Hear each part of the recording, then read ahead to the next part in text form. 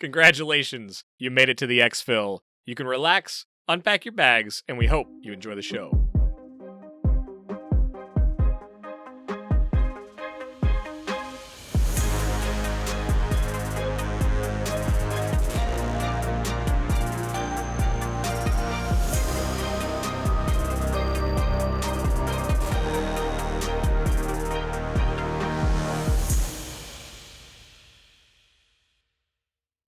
Hey there, Mike, aka MTB Trigger here, and with me, as always, is my co-host, Ronald, aka Eric.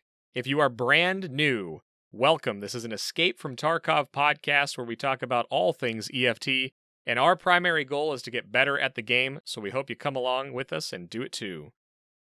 This week, we have a returning guest for the first time, the two-time, some might say. But before we get to that, and those of you on YouTube, you see him right now, don't give it away somehow. Well, let's get our hideout keeping out of the way, and then we'll get right into it. So first, as always, the absolute best way you can support us is to share the podcast with a friend, whether they're new to the game, whether they're thinking about getting Tarkov. Let them know there's a spot where they're welcome, there's a community to support them getting better, but also just something they can listen to on their drive to work, or on their breaks, or while you're working too, whatever. But second to that, give us a review, comment on the YouTube, listen on the YouTube, rate us if you can rate us on your podcast app. All of that stuff goes a very, very long way. And we haven't plugged it in a while, but we also do have a Patreon. So if you did want to support the podcast directly, that is available as well. But outside of that, you can find me a couple days a week on Twitch. And I'm also on Twitter and Instagram at MTB Trigger. But yeah, Ronald, let these fine people know how you're doing and where they can find you, man. Hey, what's up, everybody? The best way to get in touch with me is always in Discord.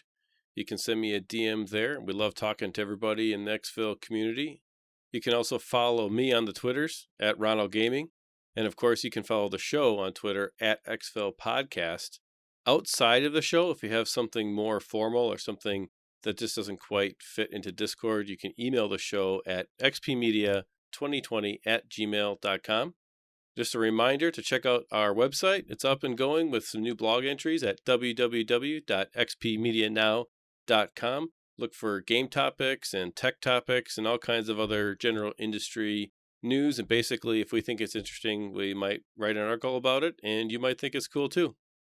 But besides that, tonight on the show, like Trigger said, we're welcoming back our first repeat guest, all the way from Canada, our favorite bud from the north, Mr. GeeksEh.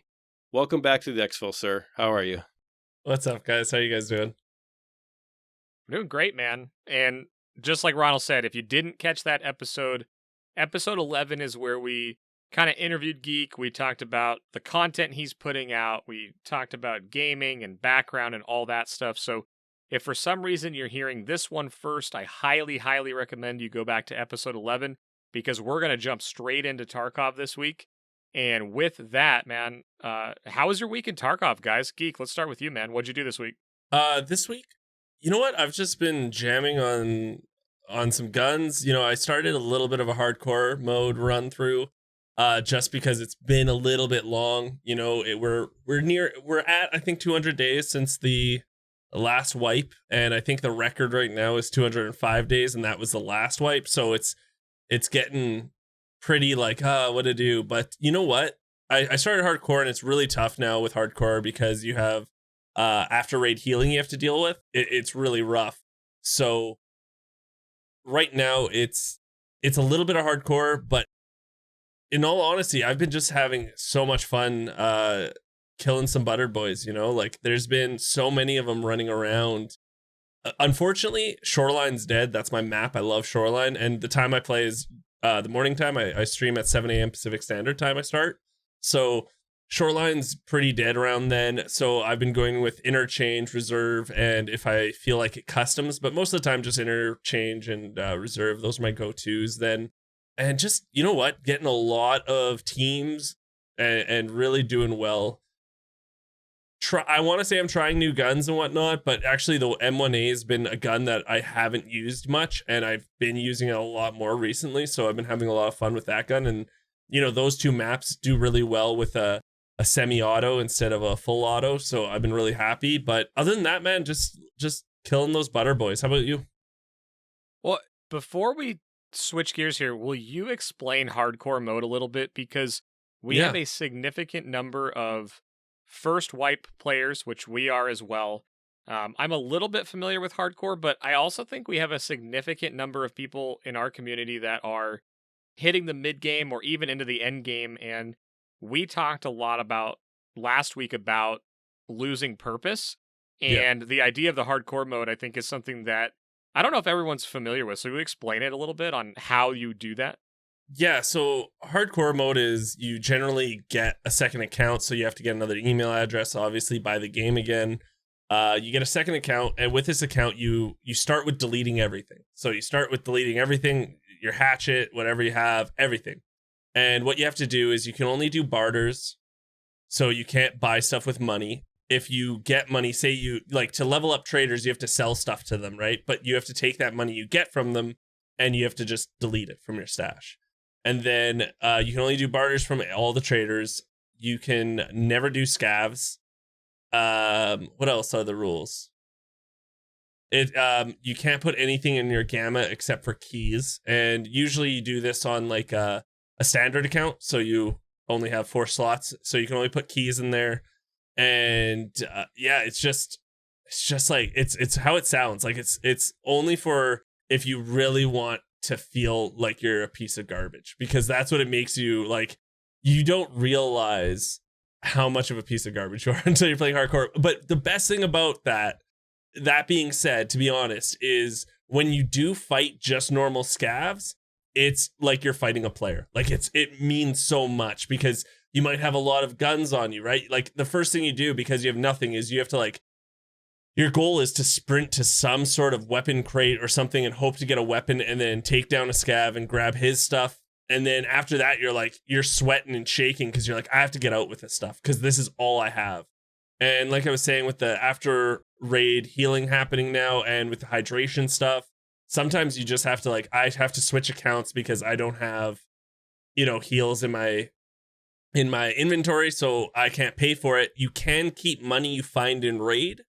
That's allowed, but you can only use that on out of raid healing and on on out of raid healing. You can spend it on your hideout, and you can also spend it on raid items. So say you need those markers to mark the gas tankers, you can spend that money you found in raid on those things. So what's the craziest thing that's ever happened to you in a hardcore session or play session?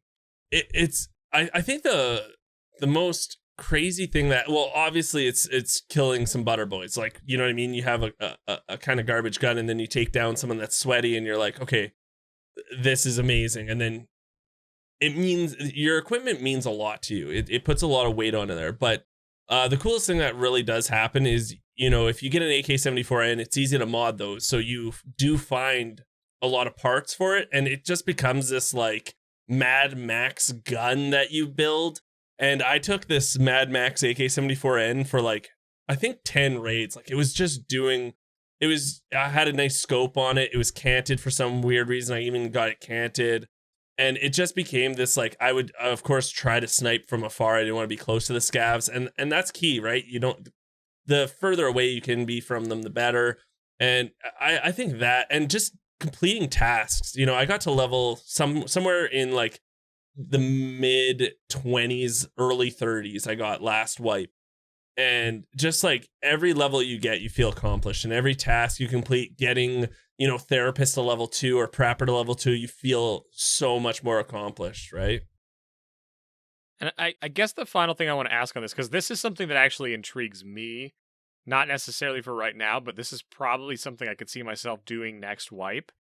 But are there any things that you've learned while doing the hardcore challenge on that other account that you've brought back to when you play on your main account? I think the big thing you can take away from it is, if you hear someone and you're just waiting for the action. Like, they're coming. Like, it's not camping. You know what I mean? Like, I think a lot of people want to, when a streamer is waiting for something to happen, it's strategic waiting. It's not camping. You're just strategically waiting. And, and it really does. You take for granted everything you get in the real game. Now, hardcore mode is only for people that really play this game a lot, I would say. I wouldn't recommend it to everyone because the normal game is enough to get you frustrated, right? Like, it frustrates me at times, but it's just because I play this, 5 days a week, 8 hours a day, that it's sometimes nice to have a change and a new challenge, right? Like, that's the big thing, is a new challenge, something interesting. Yeah, that's awesome. So what's like your favorite hardcore moment that you've had on Shoreline? Probably one tapping. It was the last wipe. It was one tapping someone in the face from a balcony with just a pistol, and he looked, he looked pretty buttered, but I got to his body, and it was the mother of all butter churners. You know what I mean? Like, he had everything on him, and the AS Val and the Gen 4 on him, the helmet with the visor. And I just got a lucky shot on the ear or something.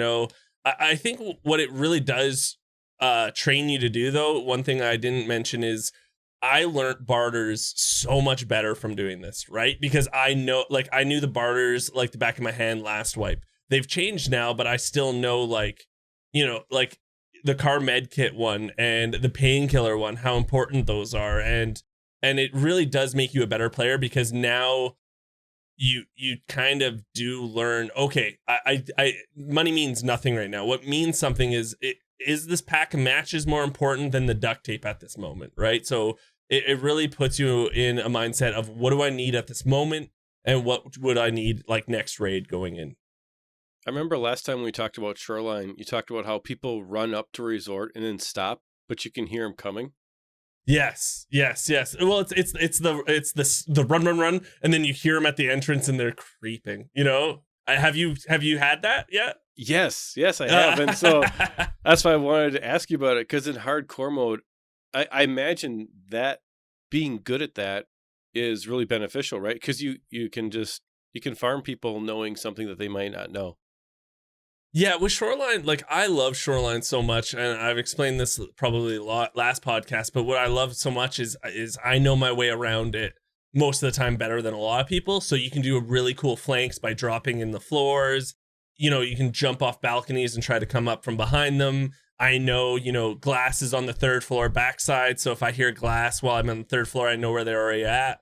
And that's what I really love about Resort. I think of it as like a bigger dorms. I've always thought of it like that. It's like the close quarter, but it can be a little bit of a long hallway thinking game. And it's sometimes, like, the audio is so bugged that, like, if you're in the basement of, I think it's West, if you're in the basement of West, you can hear the third floor, but the second and first floor can't hear you. It's really weird how the bugs are, or it might be the second floor, but first floor can't. I don't know. I always go in with my buddy, and I can hear you. Like, you're on the second floor, but I can hear you right now, just to let you know. So it's stuff like that. And Steam Audio is coming next in 12.6. I'm really interested in that.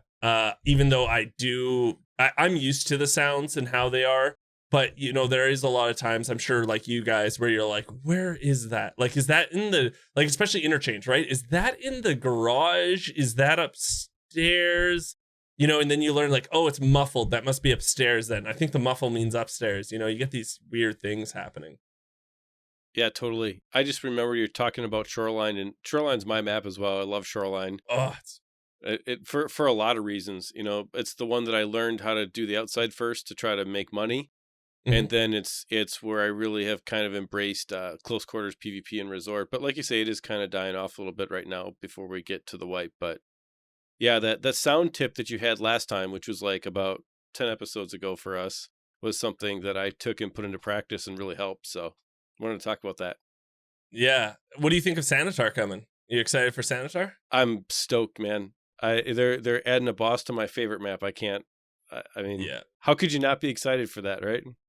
No, I was just going to say, well, it's funny too, because we spent a lot of time talking about Shoreline 2 episodes ago, and the actual or perceived problem of hatchet runners, whatever side you were on. And it's funny because we actually never really hit on this, but one of the things that fixes it in the current state, and we're going to dig into the find and raid change in a little bit. We planned on talking about that with you.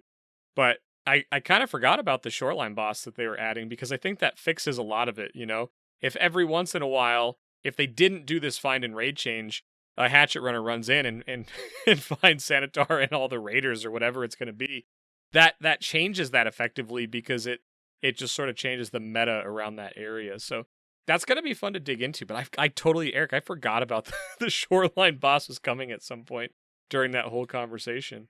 I do want to tell you guys my idea for the Shoreline boss before all this happened. But my idea was this, okay? So marked room on the 3rd floor, and it has the dead pig in the tub.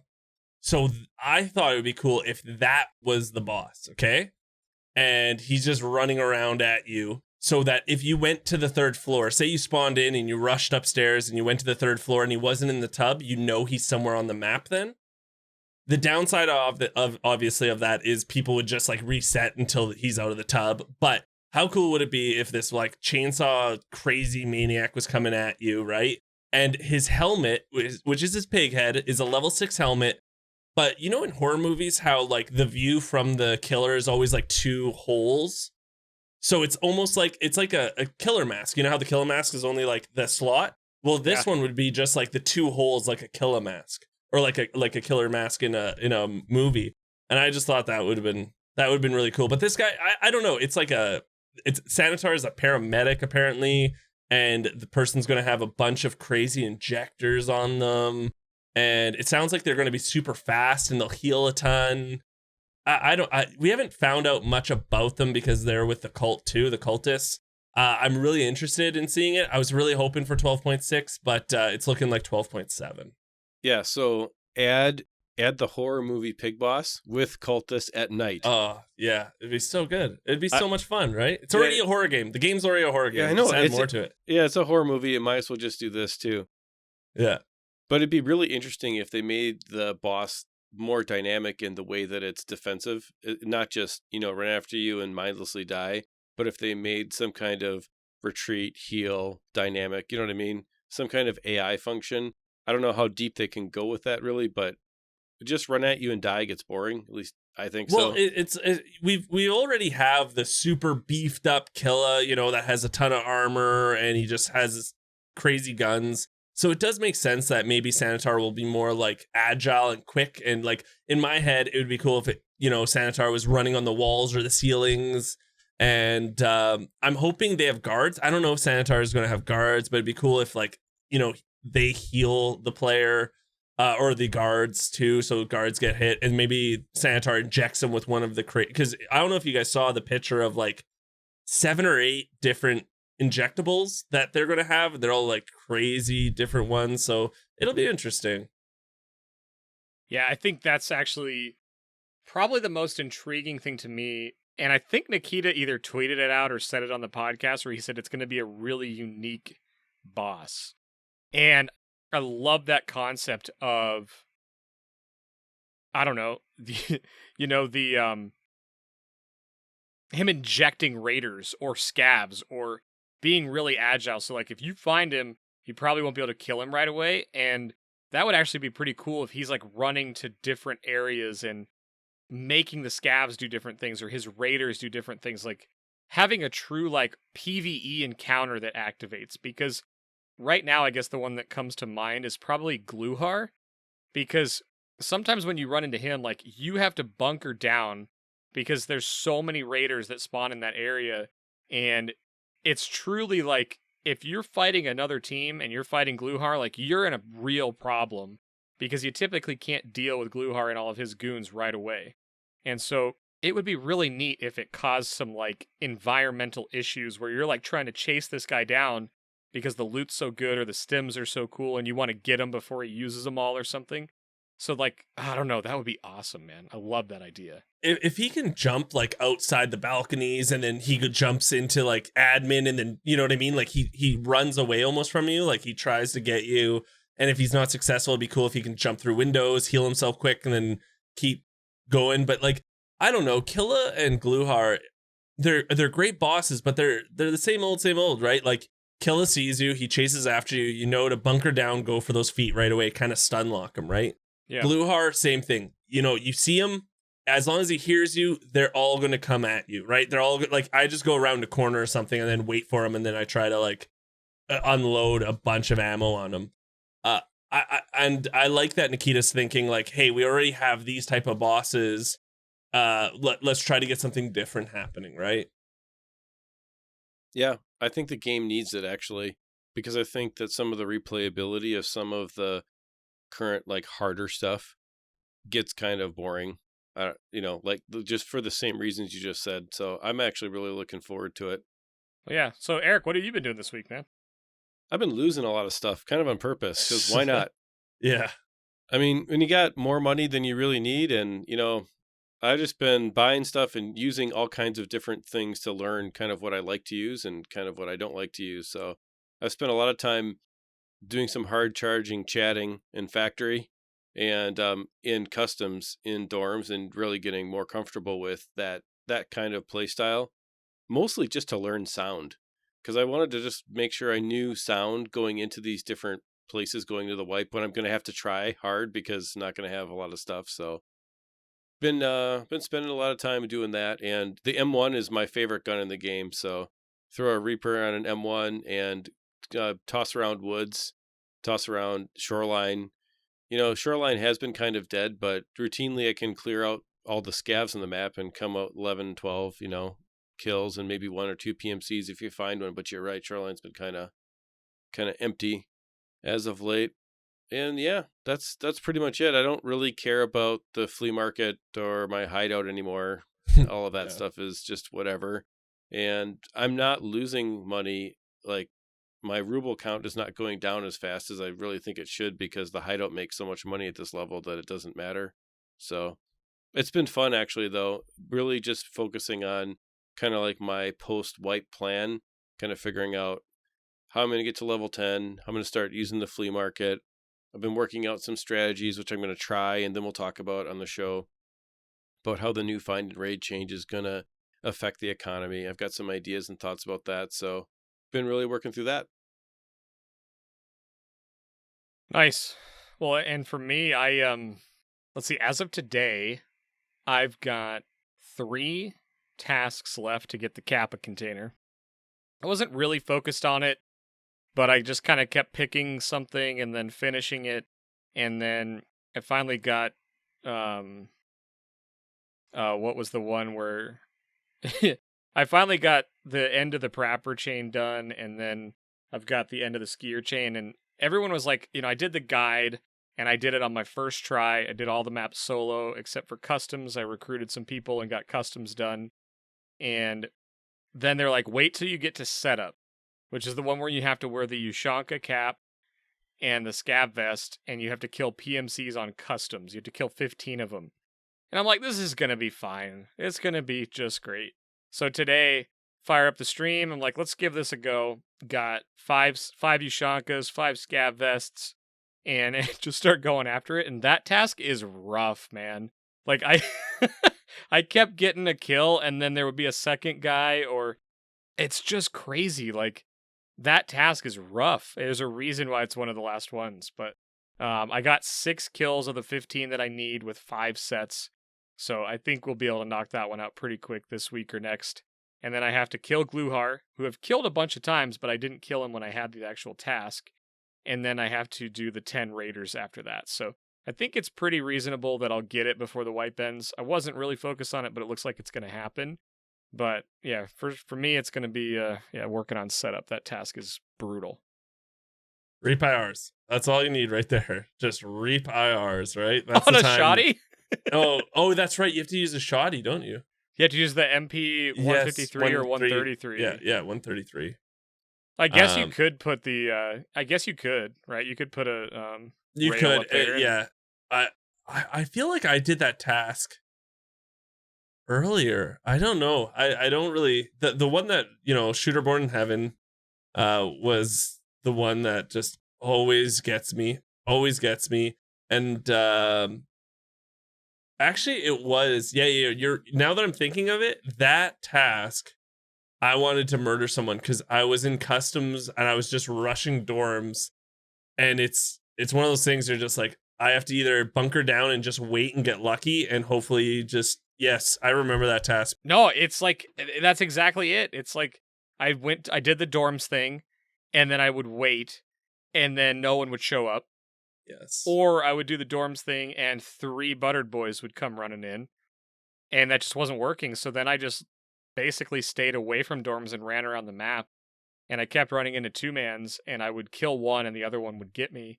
But it just seemed to be going a lot better that way. So I'll probably steer clear of dorms going forward.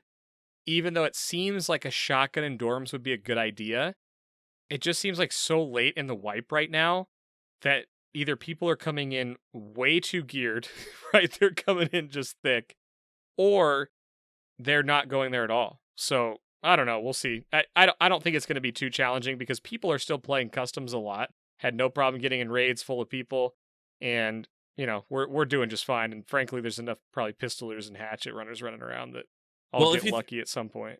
If you do think about it, the people that are going to dorms are the geared guys that are looking for a fight. Where if you go around the map, those are the people that are like, I'm staying clear of that section. Let's go over to here. You know what I mean? So it's probably best that you do stay away from dorms for sure. Because that's all, like, no one even cares about marked room really anymore. It's just like, this is where the action happens. We're all programmed to be like dorms, dorms, dorms, Yeah, and it's kind of funny, right? Because the action in dorms is really, at least at this point, I think you're right. People run up, they expect some action. If it happens, great.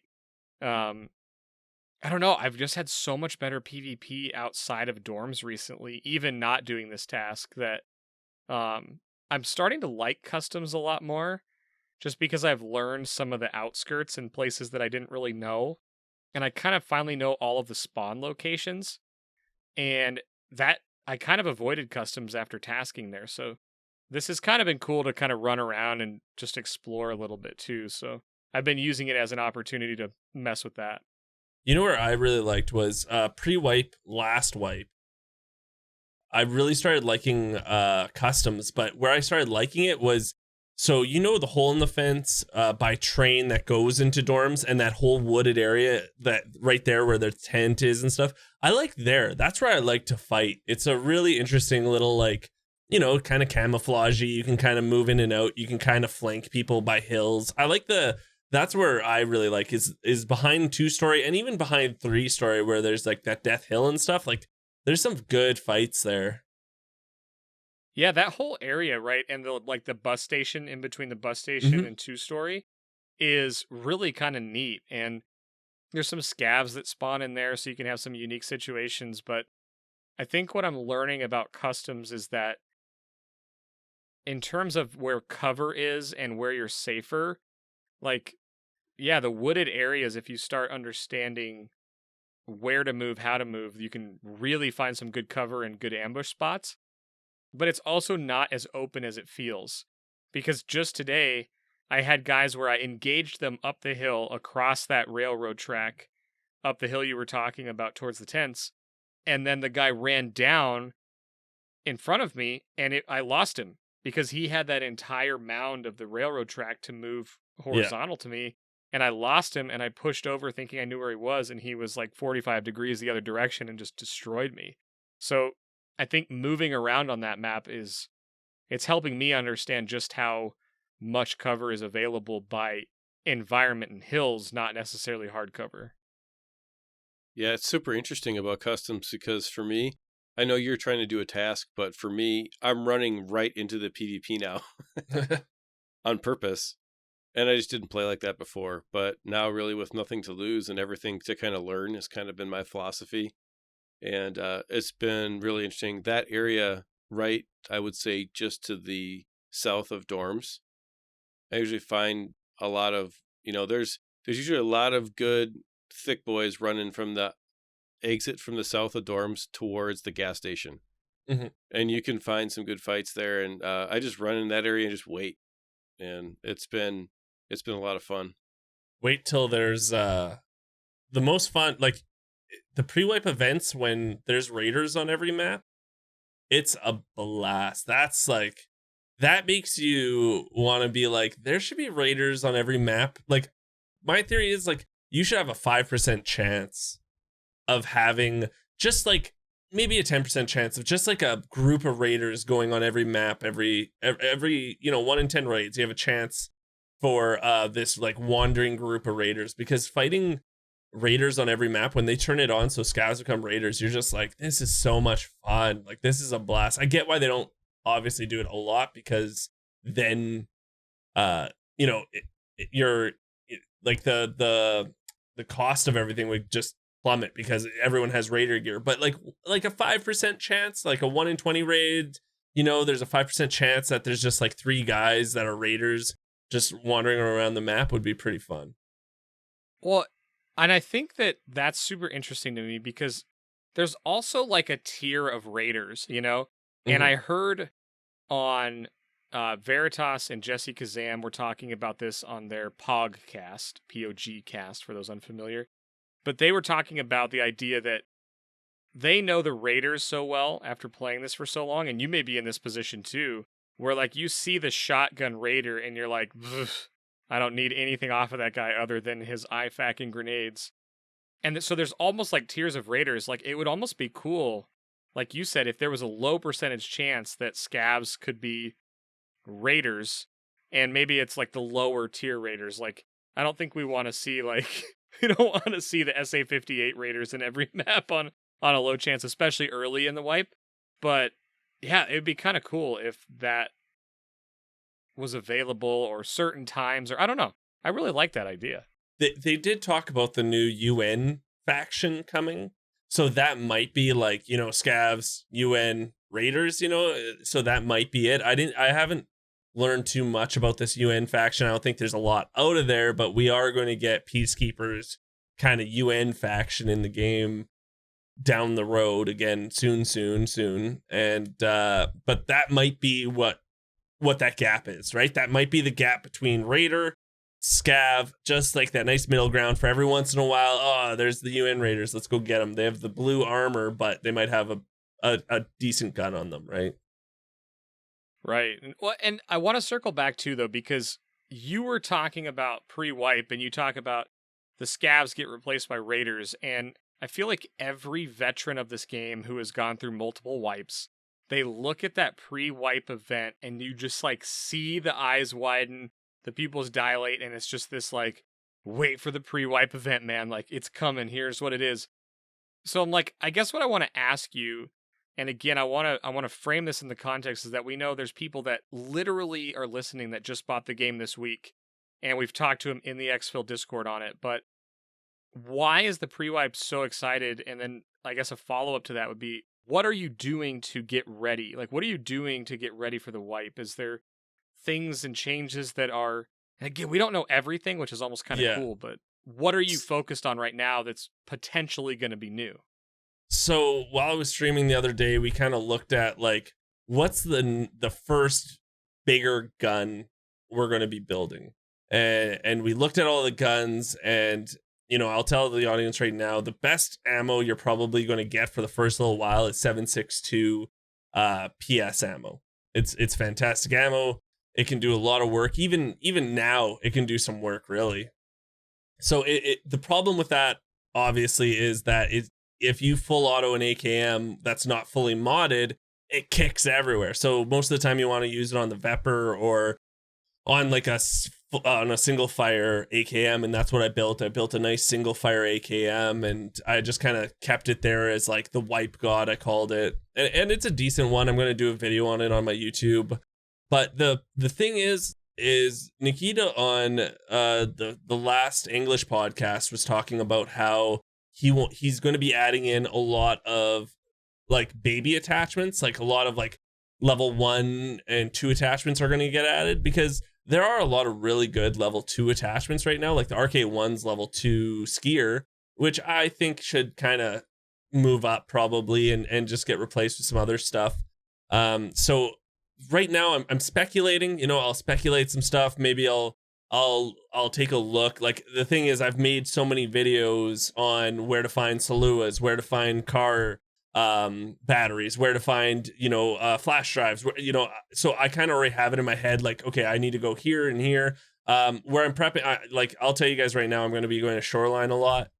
It's just, I think it's an underrated map. I think what's going to happen is everyone's going to be going reserve, because that's like, you get so much stuff out of reserve. Customs, if you haven't been to a wipe yet, the last wipe customs was like a 30-minute wait time, because everyone wants to go there to finish a task. So, I'll probably go Shoreline. It's just, go stay in as long as you can. The number one thing I tell people is bags, because now there's after raid healing.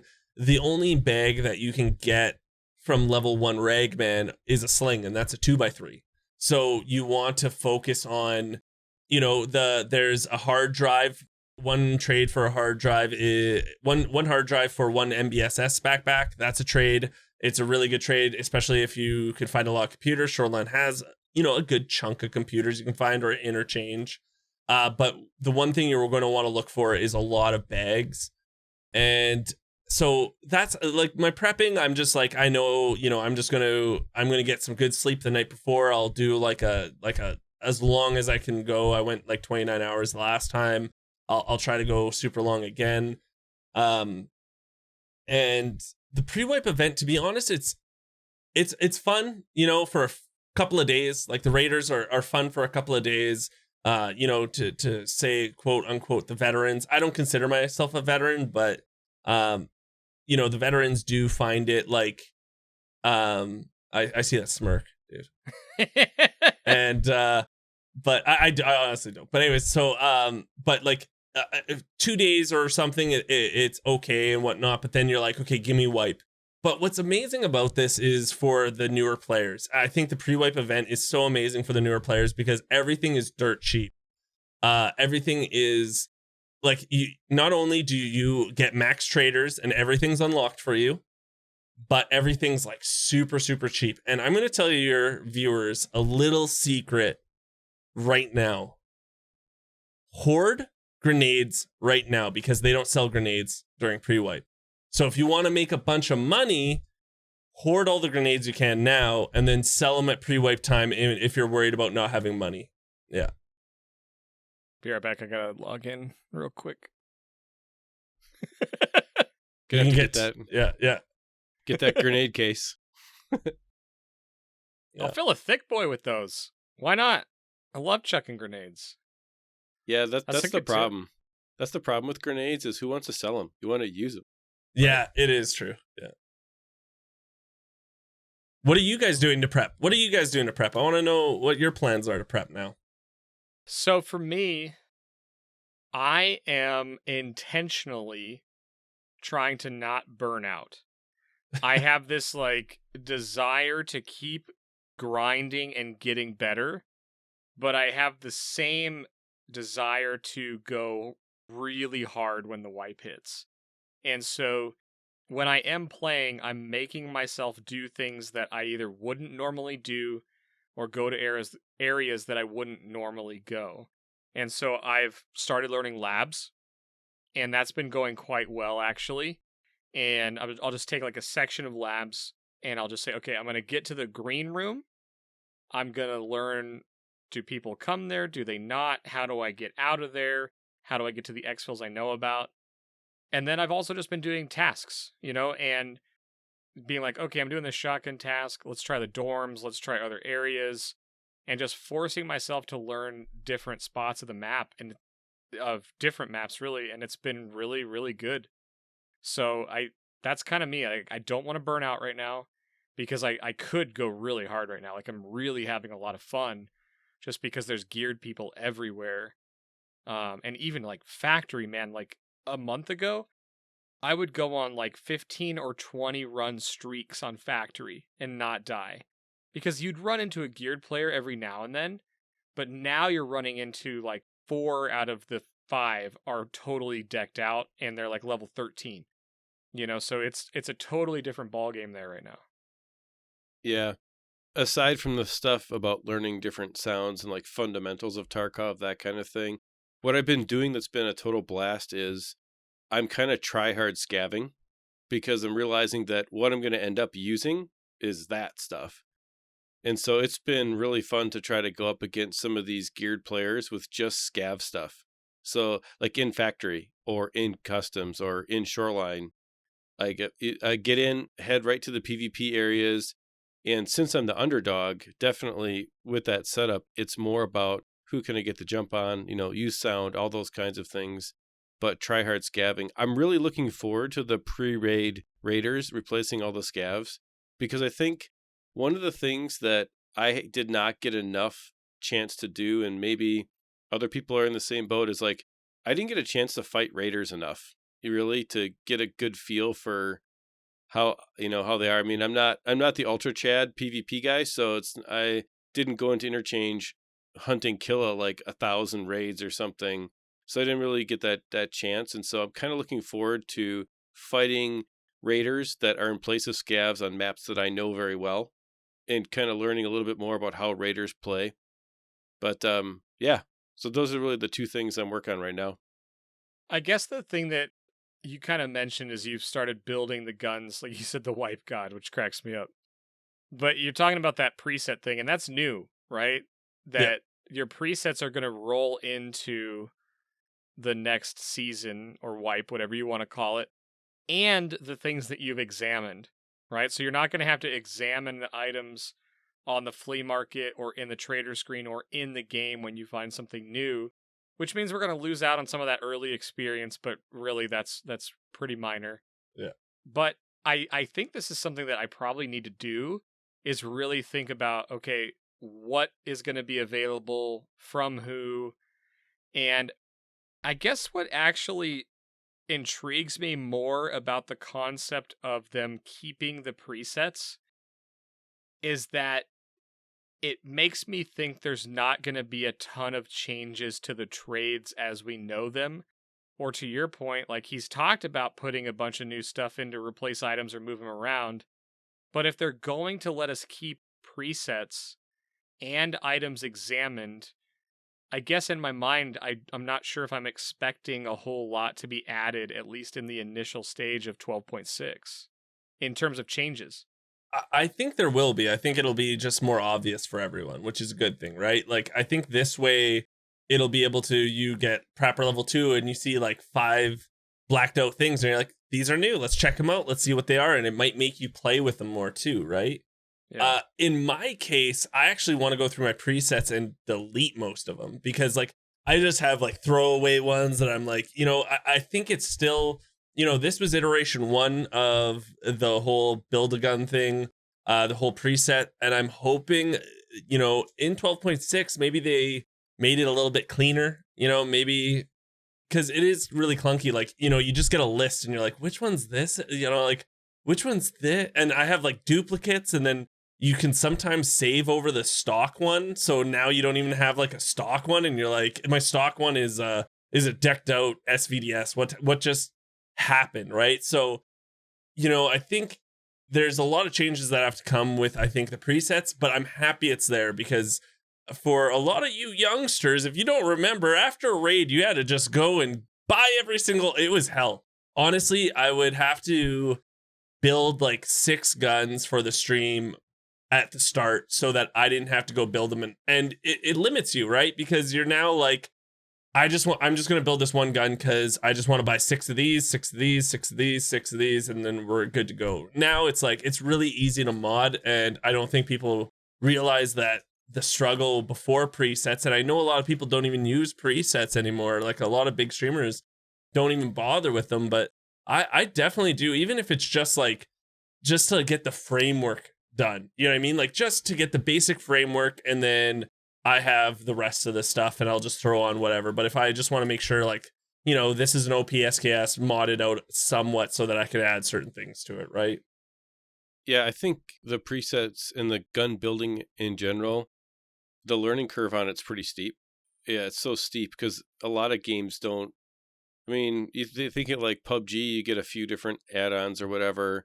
Some other shooter games, you may get some modifications, but in this game, it's crazy. So I think the learning curve is pretty steep on that. And I don't, we get people who ask us, what is the best way to learn how to mod a gun? And I'm not even sure, man. I'm not even honestly 100% sure.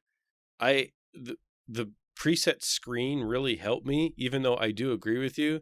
Like when you get the drop down box for a optic and there's 50 of them and you're like, which one do I pick and why? Other than trying 5 of them maybe and finding 1 or 2 that I like and then the rest I really didn't like, I'm not even sure that I even paid attention to how much they cost, to be honest with you. And I don't know if there's a better way. It's just there's a lot of options. I almost think that there might be too many options, honestly.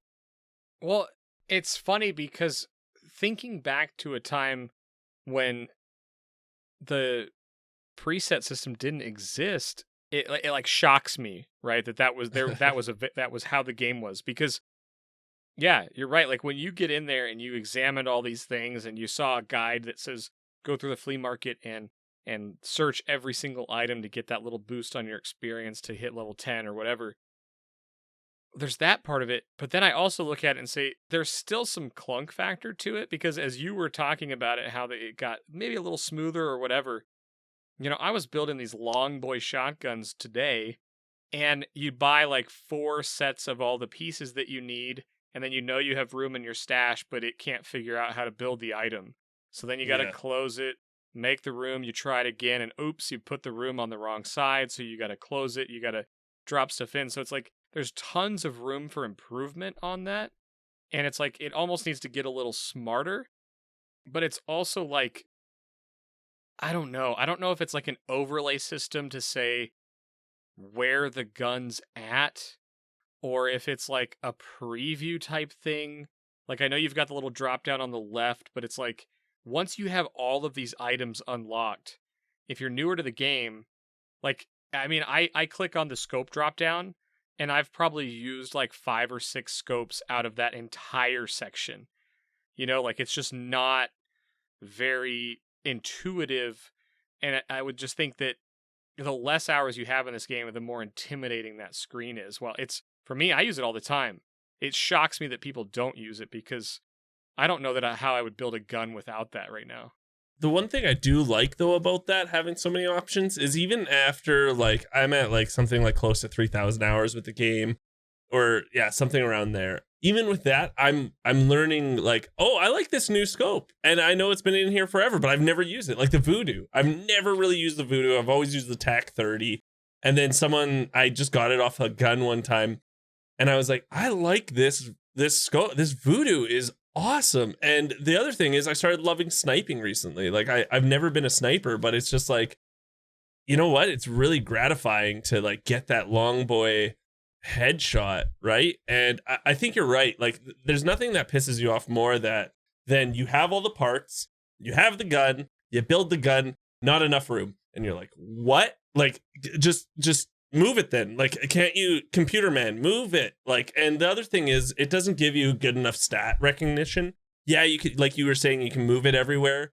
But again, that's UI, and I think they just needed to get this out, right? They couldn't make it perfect. They just needed to get it out, and I think that's what they did. They were just like, you guys need this. And it's amazing that a team this size has made a game like this. I still think that it's not like this is a AAA company, guys.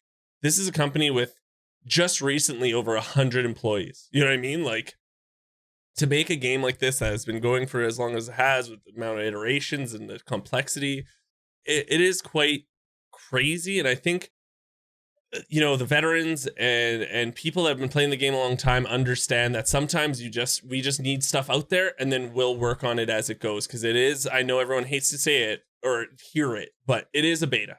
In the end, it is a beta. We're all learning about the game. We're all like seeing what works, what doesn't. And, there's going to be a lot of hate, especially next patch. A lot of hate. I just think there's so many things that nobody ever uses. right? Yeah. I mean, you gotta figure that they have some kind of metric or some kind of Mhm. data point on how many parts get used and how many parts just sit on the shelf, figuratively speaking, right? I think but I think this is a game for gun lovers. So like the thing is, it's just like, I own this gun. I want to build it in this game. And then I don't care if it's not good. It's just, I own this gun. I think that's a lot of times what we don't think about. I don't know about you guys. Do you guys do guns at all? Like, here's me. Like, do guys do guns? I do the gun. Yeah. Nice. No, like Yeah. I No. I've got a pistol, and I agree, man. And it just cracks me up because there's that new trend on Reddit too, where people are, they have a gun that they see in a movie, and then they post the build or the picture of the build and all the presets Yeah. for it and everything you need. And I'm like, that's awesome. Like, what a crazy cool like content piece where someone's like, oh, you remember that AR from that 1992 movie, whatever? I built it. Oh, it's just the stock AR. Cool. But there's memes in it, and it's, I don't know. I do think it is a game where gun lovers can absolutely dig into, but You also have to it's got so much potential. You also have to think, sorry to cut you off there, but you have to think of like, there's so many places for loot to be. If they limited it, that would mean like, it would be most of the time somewhat good then, right? So at least you can now like, we'll get into this, but I think with the find and raid flea market, it is going to make us play with a lot of stuff we refuse to play with. And I think not many people are thinking about that. I see, if you want to just jump into the discussion, I can make a rant about this right now. I think, I've always said this, and I'm almost positive I said it in episode 11. I'm for that there's a gray line. There has to be a line for the casuals and the veterans. It can't always be catered to one or the other. We have to ride this gray line. And find and raid flea market is the gray line. I think it is very difficult. But I don't think a lot of people are thinking this way. And I just put out a YouTube video about this. There's actually a chance that there's going to be a mid-game now. There's never been a mid-game. It goes early game, and then it goes late game, because everyone that's late game can just sell everything on the flea market. And if you have enough rubles, even if you're early game, you can buy it. But now there actually might be a chance for us to have this real, really beefy mid game that, it will matter. Like, hey, I might be using 7.62 PS ammo for a while. I might be using, SP5 for a while. And I think not a lot of people are thinking that it won't be ramping as fast and as hard against new players. So if you do join a month later, it's not going to be like everyone's at endgame. Of course, there's going to be the 1%ers. I know a lot of people get mad at that. Like, oh, this guy's already 40. It's like the chances of him being in your raid compared to like, people around your level are very slim. But I think the big thing I want to talk about with find and raid flea market is that there's a huge chance for this game to drastically change that no one's seen coming. And it's going to take us out of our comfort zone. It's going to take us to, maybe we're going to like, I don't like the monster site, but maybe you're going to use the monster site now, right? I don't like this site, but I hate the Weaver site. It used to be one of my favorites, actually. They changed it. I hate it. But guess what? If I find it in a raid and, I just need a site, I'm going to start using it, right? The other thing is, I know a lot of people are worried about making money, but if you think about it, if you have a couple of good raids and you get some stuff out, that stuff's going to be worth a fortune now on the flea market, as long as you're level 10. Like, I don't think people understand how much this stuff's going to go for. And yeah, you might be slower on building the hideout. The other thing is the hideout now there's going to be so much emphasis on the hideout.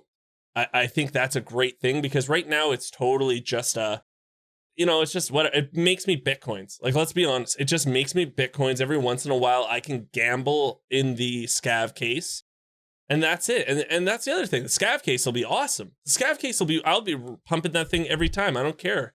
I'll be throwing 70,000 rubles in it, because it's all find and raid, and it'll all be worth probably more than we think. Yeah, I think that's. You make a lot of good points there. I I hope that's the way it turns out. I was actually really, really curious because I hate to cut you off here, Eric, but I want to let you talk because I actually heard what sort of happened 2 episodes ago where I think Geek has the same hope that both you and I have, but I think all three of us are looking at it very different. But I'm actually curious on your thoughts regarding what he said. I think I think you're right about it's going to make people use a lot of different things that they don't traditionally use now. So I think that's a good thing. I think that it's going to drastically reduce the amount of money in supply. So I don't necessarily think that those find and raids are going to sell for a lot because I don't think there's going to be a lot of people that can buy them for lots of money. And I could be wrong, but this is my opinion. Yeah, so I think we're going to experience kind of like a deflation of overall value all the way around, which I think could make the traders more valuable and force people to using the trading system more, especially, if you're below level 10, right? Whatever you get, you'll just sell to the traders.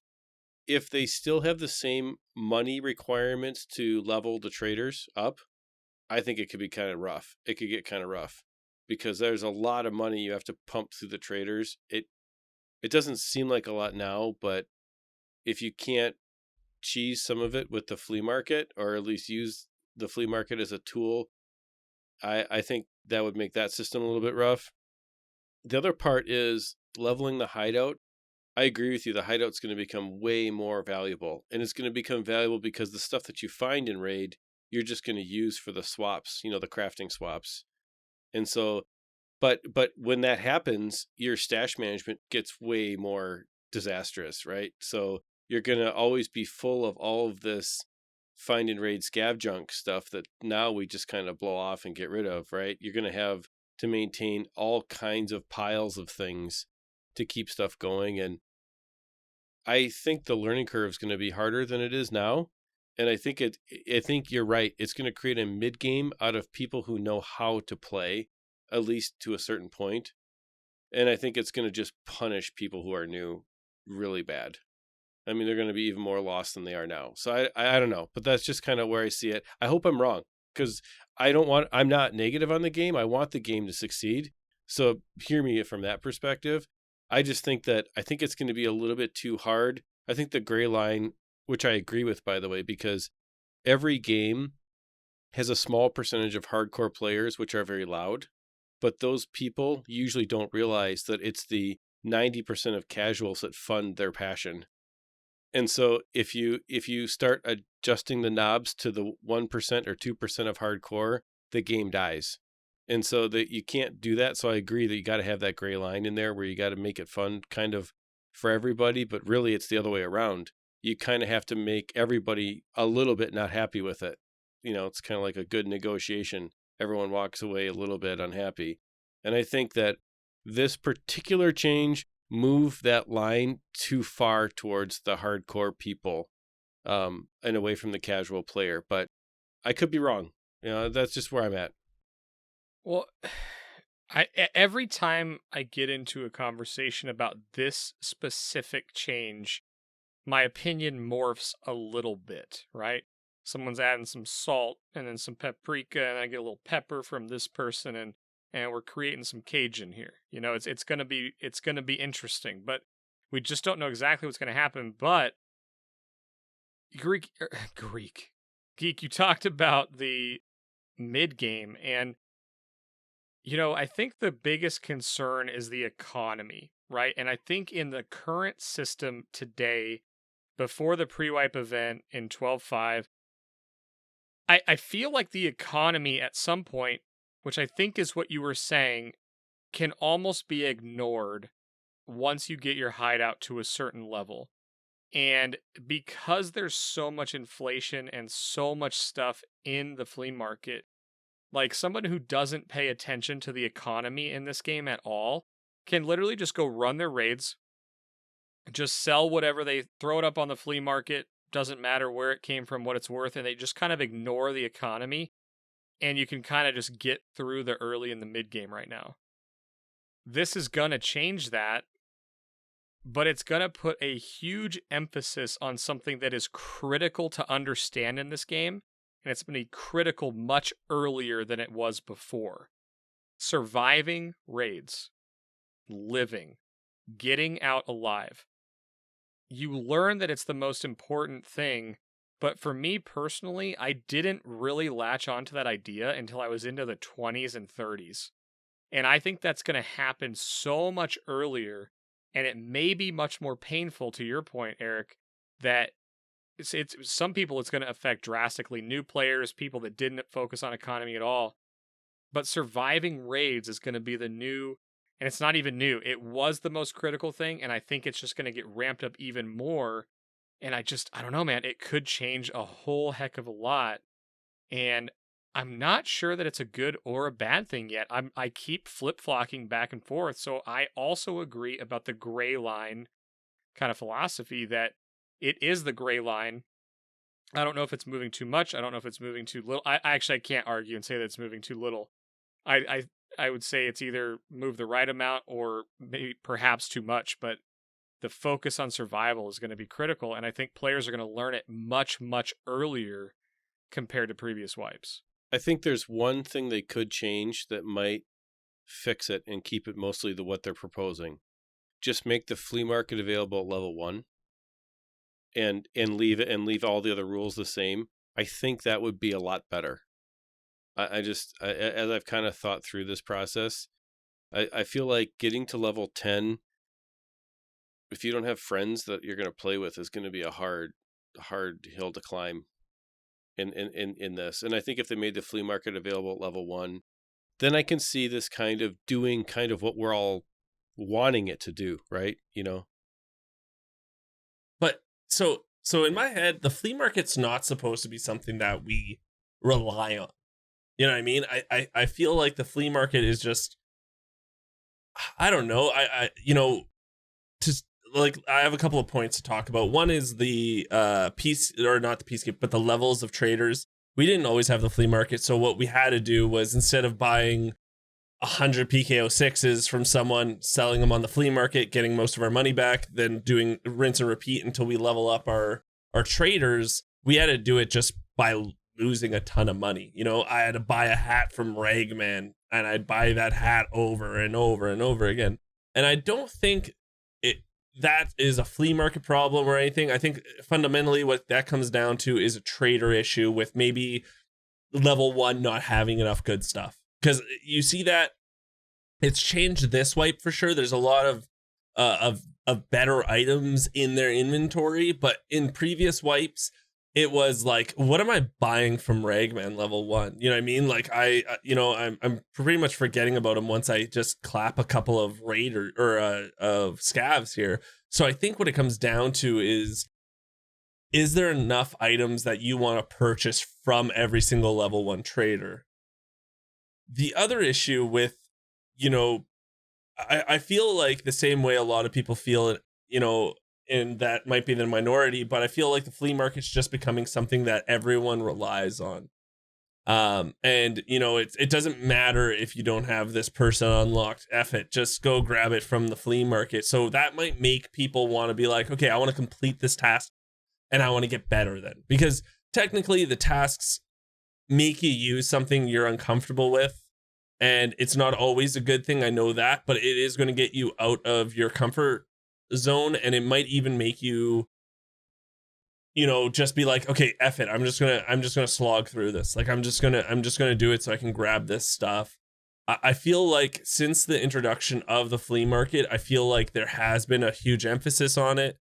A way they could have went around this is a global limit not happening anymore, and we just make it so, like, if I can buy only 150 rounds of 995 in 3.5 hours, I should always be able to buy that 150 rounds. There shouldn't be a gate saying I sold out now. But what they want to do is they want to make it so, I don't know if you guys heard this, but they do want to make it so, like, if the RK1 sells out over and over and over again, they're going to jack the price. And then if it keeps selling out, they're going to just stop selling it. And again, it's going to make us, this is a hardcore game. I hate that excuse. I hate saying it. And I know I know a lot of people don't like hearing that, but it is a hardcore game. It's supposed to be a little harder than just your usual Call of Duty. It makes, I think that's what makes every raid special, right? It is, I was saying about how I want it to feel like it does when wipe just hits. Like, if do you guys, I don't know about you guys, you might still, but if I go buy a weapons case, 9 times out of 10, I'm not searching it anymore. You know what I mean? But I'm hoping that because there's so much weight on, like, there could be something good because it's find and raid and I could throw on the flea market and make some money at least. Or, this thing's always sold out. So now there's a chance for me to find these cool things in this raid. All this stuff sold out, but, I have a chance to find it in raid at least. I think that's amazing, right? I think that's something that's really special. And I want that feel like the best feeling I have in Tarkov is wipe month. I'm searching everything. I'm going hard. I'm spending as much time as I can in raids. I'm going to places I don't usually go to after the first month or two of the game, and that's the most fun, right? Really going in, really digging, really getting excited about finding these little things again. And I always want that. And I know I'm the minority. I know I'm very much the outcast, the 1%ers that are like this because I stream the game for a living. But if we can get that feeling a little bit longer, if we can stop getting flea market flippers and people, like, I don't know about you guys, but when it just happened, the PPSH came out and then everyone bought it out and sold it for 700,000 rubles. You know what I mean? Like, I don't want that feeling. Like, I remember when they had all the SVDS attachments come out and I bought 1 gun's worth. I was like, I'm so excited. Okay, the limit's like 5. I'll be okay. So I bought like 1 of each item just to make 1 gun. I was super excited. And then I died with it. And then I went to go buy another one. And guess what? It's all sold out because of flea market flippers, right? I don't want that. And I know they can stop it by having like the global limits being just for you and whatnot. But why don't we just cut those people out of the game? You know what I mean? Like, I know there's going to be people that really don't like hearing that. But like, the game's meant to go into raid and to fight people with a gun and stuff. I just don't see the whole. Yeah, I don't know. Well, something you said sort of like gave me a mind blown sort of like realization moment. And it was when you said people are reliant on the flea market. And it immediately took me back to trading in MMO or ARPG games like Diablo 2, Diablo 3, World of Warcraft. Those are the games I've played that either had very active trading communities or they had a flea market-like system, whether it was an auction house or a real money auction house, etc. And the reason I sort of sat here and just was kind of like, oh my gosh, well, those games, you could rely on those markets or systems, but they're all class-based games. And so the reason they were so cool was like, hey, if I'm rolling on a Amazon in Diablo 2 and there's again old school game, I know, whatever, and I find a end game sorceress item, I find an Oculus or something that is completely useless to me, I could go create a game and say, I found this item and I want this one. I could take this useless item for another class and trade it to someone who got lucky on their class and found an item I need, and boom. So it was a different level of reliance, and adding the trading to it in Diablo 3 was kind of the same way. Like, boom, I'm running around on, the barbarian and I find something for, the wizard, and vice versa. So like, there's always that class-based, and WoW is the same way. WoW, you would have things that you needed for crafting that, an herbalist could get, but for some reason a leather worker needed some herbs, so you were always selling something that they couldn't get themselves. And in Tarkov, there's no class-based system. Everybody needs and wants the same crap, and the only thing that's crafting is the same hideout, the same progression for everybody. So I'm not sitting here saying that we need classes in this game or specializations, which could be cool, and we talked about that with Veritas.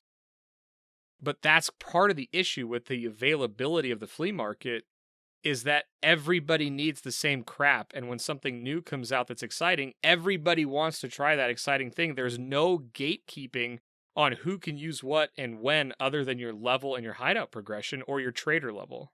So let me kind of ask this question to both of you. How many hours do you think you'll play while you still have that good feeling? You know, like the game's good, everything's good, the white feeling's there. So do you mean like when does it become like when's 12.7 coming? No. How many hours will you play? Like you said, it'd be a month, right? So I mean, or a month or two or whatever. What is that amount of time that you play where like everything is awesome, and then it goes back to, okay, now I'm annoyed by the trade flippers and all this other kind of stuff. I think mine's short. Okay, cool. Sorry. Well, mine's short. Before you jump in, Geek, I don't know. This is the first time I'm going to experience it. So for me, my rose-tinted goggles perhaps are looking at this more challenging feature being added to the game as perhaps a longer period of progression. And while it may be challenging for some, for me personally, I look forward to that challenge, and I'm hoping that it drags the progression feeling out longer. So I don't know, but I think this change will have me playing it longer until I get to the point I'm at now, but I'm getting to the quote-unquote very end game at the very end of the wipe, so I actually have no idea. I think it's you know, the easy answer is 40. Once you unlock all the traders, right? Like once you unlock all the traders, it's like, okay, I don't need any weapon parts or anything. I can just buy them. If I need them, I can just go to the flea market, have enough money. I think now, though, it's interesting, and something we're not going to know about is flea market, and like they're going to change stuff up. And that's what I'm hoping for, right? Like I don't know how long it takes. It's usually to 40. And hopefully now I'm hoping for that mid game, so it'll take a little longer. And now I'm hoping for like, okay, hideout trades are going to be heavy. So you know what? I'm going to want to be going into Tech Light constantly and into Texco instead of just trying to go for LEDXs and making 1.5 million every LEDX. But the one thing I do want to talk to, especially the new players about, and the reliance on the flea market is, I get this a lot in the stream. It's like, what's the best armor and gun I should be running? What's the, everyone's asking the best. And I think the best part about this game is there is quote unquote, I guess if you want to call it ASVAL, M995 with like an HK, the best. Okay, you can, there's always a meta. The problem is everyone wants a meta. And I think we need to get away from that. And I think Tarkov wants to get away from that, especially with things being sold out. Like there's no more SP6. What's next? What's everyone going to go to now, right? And I do like that. I like the changing of the meta. It's like a card game or something. But when people ask me those questions, and I'm just like, I can give you like answers like throw a Gen 4 on or a Slick and get a modded out HK. But the problem is, I think people are like the flea market because they could be like, I could just go get my M4 and mod it out there and stuff. But like, if you're relying on the flea market to get your weapon parts instead of just, maxing out your traders, I'm not saying you're a bad player, but I'm saying it might be a waste of money to you. And it might make you go into the hole faster, and it might make you frustrated with the game faster, and it might make you get upset because this is supposed to be the best gun. Why aren't I killing something? The best thing I can tell someone when they say that is spend money on just like getting a garbage kit and just like learning the maps and learning the sounds. Like that is worth so much more than any rubles you can get. Like learning a map, knowing like, okay, this is the way I like to go, this is good loot way. Okay, this is a great loot, kind of route I like to take. It makes me a lot of money. Usually no one's around there. And the other thing I like to talk about is like, people act like, there's not like a bajillion places for you to loot in this game. Like they added those ground caches, which I don't know if they're going to be in the next one. They're going to be here 12.6, but he mentioned something a few podcasts ago about how he doesn't want them always there. So, if there's 30 on Shoreline or 36 on Shoreline, maybe only 15 are available this round. But there's so many opportunities for you to make money, and I know you're probably swearing at me right now and telling me to F off because I play this for a living. But I was exactly where everyone is. I tell that to everyone. A, it's just pixels, guys. It's just pixels. Don't take it serious. And B, there's no one that's come to this game and been like a god. You know what I mean? Like it just like the FPS, other FPS games you play does translate, I'd say. But there's no other game that translates to this game. Call of Duty kind of translates to Halo, which translates kind of like you can go Rainbow, or not Rainbow Six, but you can go to Battlefield. You know, it all kind of translates to like you can be good, but like you play any other game and you come to this one and it's like wow, you know what I mean? You have to study it, you have to learn it, you have to like really put in time, and I get that, and that's where the gray line comes in, right? The gray line comes in with the casual player has to have fun. The veterans have to have fun, but they both have to have fun together. So how are we going to do it? The scavs are great for learning. The scavs are amazing. And the flea market was good, but I think they just don't want people to rely on just like flipping stuff, because that's what it ended up being, right? Like you can make so much money just by, I'm going to put this up for like 100 rubles more, 200 rubles more, but I'll buy 20 of them. So I'll make at least a little bit, you know? And I think they wanted them to more just like go into raid. Don't just go for a LEDX and then get out, because now it's not find and raid. You know, my other issue is scavs. Everything has to be find and raid, even if you don't kill someone as a scav. It has to be, because for stuff to count as a run through, right? So for you not to get a run through, you have to do certain things as a PMC. But as a scav, what you're doing is scavenging. So you don't want to attack other scavs. You don't want to do other stuff. So I'm really hoping that they make the decision right away that anything you find as a scav, even if you don't fire a single shot and you just go to extract, it's find and raid. It has to be. Or that would just be, they'd be dropping the ball, and I'd be totally against the find and raid flea market then, because that's unfair to so many people. So the reason I asked that question of both of you is because what do you think the percentage of Tarkov players is that during this wipe have gotten to the point where they unlocked all the traders? Ooh, okay. 20%? And so what you're saying is that you're catering most of the systems around the 20% that get there. And the 80% that don't ever get to the point where their traders are unlocked. And they never get to the point where they can take full advantage of that system. And that's what the flea market subsidizes in this game. But do you think they're pushing themselves, or do you think they're just like, whatever? I think that for you, and you can correct me if I'm wrong, okay? Yeah. I think for you, you probably have 4 to 6 weeks. You have 160 to 200 hours maybe of really pure fun and enjoyment. Yeah. And I think that that's probably the same for a lot of people. And if you play for 4 hours a week, that you don't get there during the whole wipe.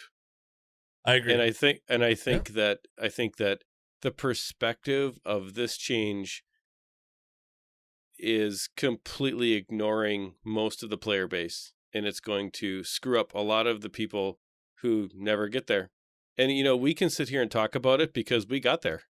But yeah. I just, and I don't have a large sample size. I have the people that talk to me in Exfil and the people that I've met and talked to about the game. How much do you think? Do you think 20% is fair? That get to level 40 and max out all the traders? Yeah. I think 20% is high. You think 20% is high? Yeah. So, I mean, I'm not to level 40 yet. And I have a lot of time in game. And of course, this is the first wipe, right? So, but I'm a good example, right? I was a new player about 6 weeks into the wipe, and I didn't make it to level 40 because I don't play as much as Mike does, because he streams and does a lot more of it, right? So I probably have half or a third of the time in, and so I haven't made it. So for me, I look at this as, if there's people out there who don't even have or haven't gotten to the place where I'm at, like level 36, right? I mean, they didn't even make it this far. The entire process next wipe is going to be fun because it's new and different for a while. And then it's going to be like, wow, this isn't going to work. So let me first say that that's probably one of the best arguments I've had against this. Because it's true. I see where where that argument could be made for sure. The one thing I would like to try to argue with it is most of the time it's about ammo, right? Most of the time the guns and everything is about ammo. And I'm hoping that the new hideout system will replace that, right? I am hoping that the hideout system is going to replace that. And I also, you have to remember that this game isn't eventually going to have wipes. So they do need to lengthen this process so that it's not like a 3-month thing for most players, right? So they're probably thinking about long term when EFT 1.0 comes out, there's going to be no more wipes. So we have to make this stretched out. And then eventually they'll get to where all these people that are at the 20%, 10% say are, right? So I think they do want to lengthen it. So it is hard. It is supposed to be a challenge and it is supposed to take a long time. It's just like the skills, right? Unless you cheese them, it's supposed to take a long friggin' time. It's supposed to be like, holy shit, I got this. And I think the best argument is I'm hoping ammo is probably the main thing that you want. Yeah, attachments and stuff for guns. But, you know, I always tell people, as long as you have good ammo, you're going to do fine. So as long as you can level up your hideout and get good ammo from that, and then eventually this game will be no wipes, and hopefully the longevity of it just continues then for them, right? Yep. And one of the things I see with Tarkov is I've been down this road before with other games, especially with World of Warcraft. I mean, World of Warcraft started off as a very kind of, for its time, it was considered the casual game. But if you look at it, the way that they started off, it was difficult, very difficult. Hardcore, yeah. Yep. And Tarkov is kind of starting off in there taking the FPS genre down this different route. And so I kind of think that one of the things that is going to end up happening is if they make it too hard as a reaction to other games that are just too easy, that are not based upon the gun system or based upon anything else, but just jump in, use something you pick up during the game, and then you die and there's no repercussions from dying because every match is a new game, you know, the typical FPS model. If they go too far in that direction, this is a philosophical question that doesn't really have an answer, which is a great talker for a podcast, is I'm not sure if players now have the patience that they had, 15 years ago for this type of situation where you make it such a hill to climb that you climb the hill just for the sake of climbing the hill. And I want Tarkov to be successful because I see a lot of potential in what they're trying to do. But at the same time, I see a lot of opportunity for them to make some really poor decisions now based on some feedback from people who aren't looking very far down the road, right? They're seeing their situation and not really able to put themselves in any other person's position except their own. And that's kind of how I see this reaction to like the hatchet runners and the flea market and all this other stuff. And when I say that I hope I'm wrong, that's a sincere statement because I want the game to be successful. I'm not complaining about it. I wouldn't care this much about it, and I wouldn't have this opinion if I didn't care, So it's kind of one of those things where I just hope that they don't react to the 10%. And that's and initially one of the things I liked about Tarkov is now turning into one of the things that I don't like about Tarkov. Is I loved how they listened to the community, but now I'm starting not to like how they listen to just the big people in the community. And that's about it, right? And so I'm kind of wondering, if the big streamers out there, if their opinions are not focused on, they're not using their powers for good, right? How much is the game going to be influenced by the 1% of the 10%? Mm-hmm. That gets thrown around a lot, right? Like that is the main criticism that the big streamers control what is happening, and I don't believe that. I think they have definitely a direct line. Like they talk to them and they can talk about stuff, but I think they are thinking in somewhat the long. Like, don't get me wrong, I've never talked to Kikita. I never have thrown something idea at him, but like Veritas threw an idea about dog tags. So if there are hatchet runners, make it worth their dog tag worth something. So if I kill 100 hatcheters, at least I get an eye case of it. So at least like, okay, you might be a hatcheter, but I'm gonna change my perspective from dang it, another hatcheter to like 1 out of 100, 2 out of 100. I don't care because I'm getting something out of this. And you're seeing the first iteration, which again is just a placeholder right now. And I think you are right. Like, I'm hoping they're listening to everyone. But again, a lot of people are very angry people that want cheaters gone. And, they want this fixed. They want this, like, don't be working on this, work on this. And it's not as easy as us, snapping our fingers and it getting done.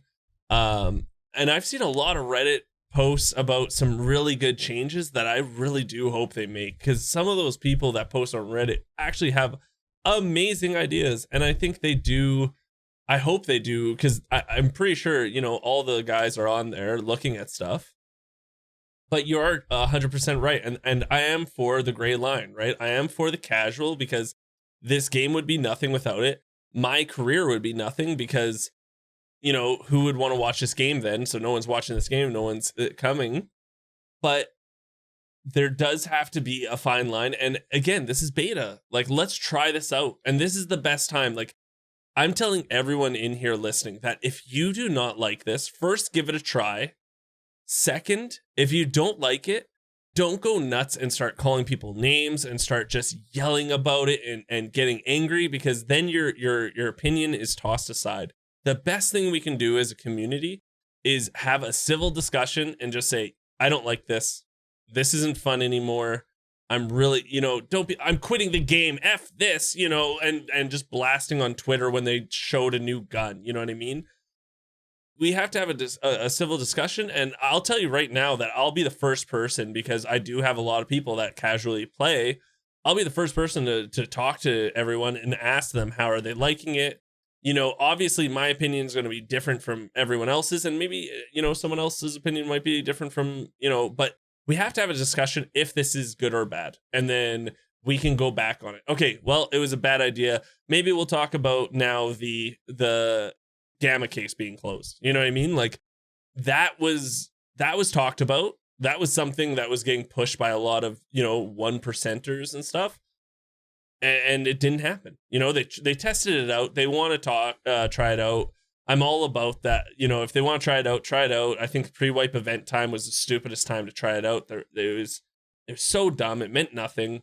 And what I've been saying since day one of the Gamma stuff is if they try it out, the one caveat of it has to be, if you need it for a quest item, if you need that quest or that for a quest, it has to be able to go, because everything that is an item for a quest is the yellow check mark. It's not the white that says find and raid, it's the yellow. That has to be able to fit in your Gamma or in your Alpha or whatever. And that's the thing. I'm willing to try it out only because I have all the time in the world to try this stuff out, get excited about it, and just, I like change. I really do. But you made a great point. You made a great point that I'm interested in hearing about everyone's reaction to it now.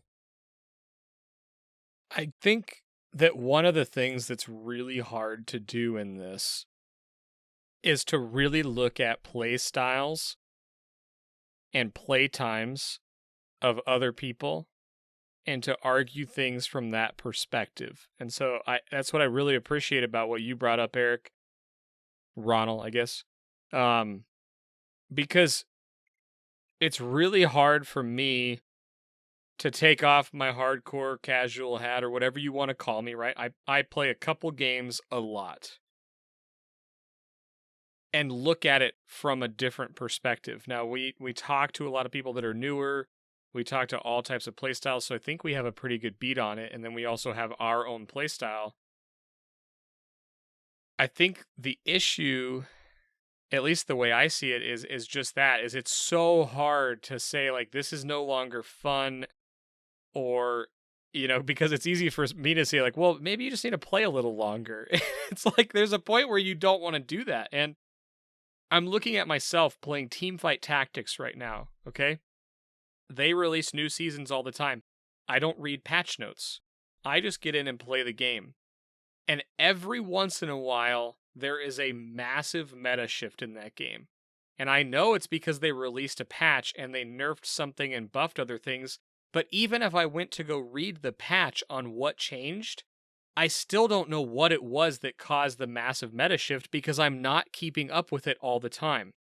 So the point that you brought up about the casual player or the person that will get the same amount of enjoyment out of the game, but they don't have the hours to put in to get that full enjoyment like someone who's playing all the time or more than the average person, they may not be reading patch notes. Like, there may be a huge chunk of casual players that have no idea that this change is coming, and they're going to log in the wipe, they're going to get to level 10, and they're going to have all this stuff in their stash ready to sell, and they're going to go, huh? What happened? And that's the question. Is that change too big? Is it too small? Does it make sense to that person for them to stick around, right? And then it opens this whole like business can of worms where, they said they have so many people playing this game than what they ever even needed for it to be sustainable or what they wanted. So can they afford to make some changes like this and cut some populations out? My opinion is no, you would never want to do that. But there's some realities there that if we're going to make the game this track, do we have to shave off some of the edges? And that's where it gets weird. So this conversation to me, like I sat here and I was listening and I was like, man, now I really don't know how to feel, because in the games that I'm casual in, there's times where I have just straight up quit. And I can tell you right now, I have not played a single game of Hearthstone since they released the last set. And the reason I didn't play that, because when I logged in, I got absolutely murdered. The first game that I played, and it was by all new cards that I had never seen before. And I just didn't keep up with it. And I was like, okay, well, I guess Hearthstone's dead for me now. And I loved that game. It was my mobile game of choice. And then they changed one thing in the meta. They released some new patch, and they just killed it. Because in every patch prior to that, I never had to be in the set right away.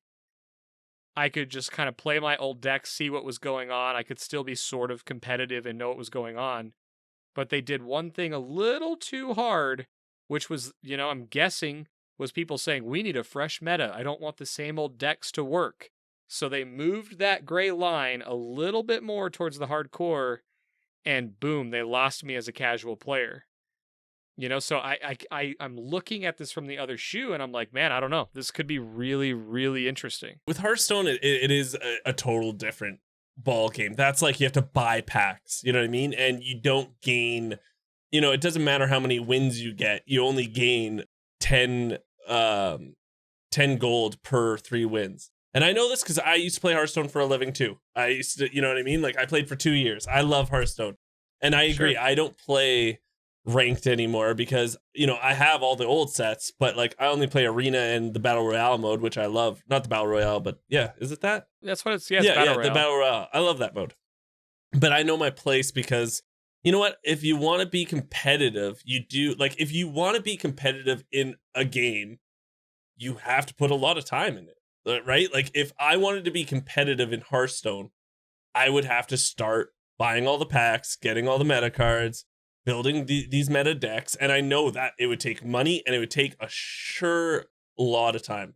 I was going to say a swear there, but it's a bud load of time. A bud load of time there, right?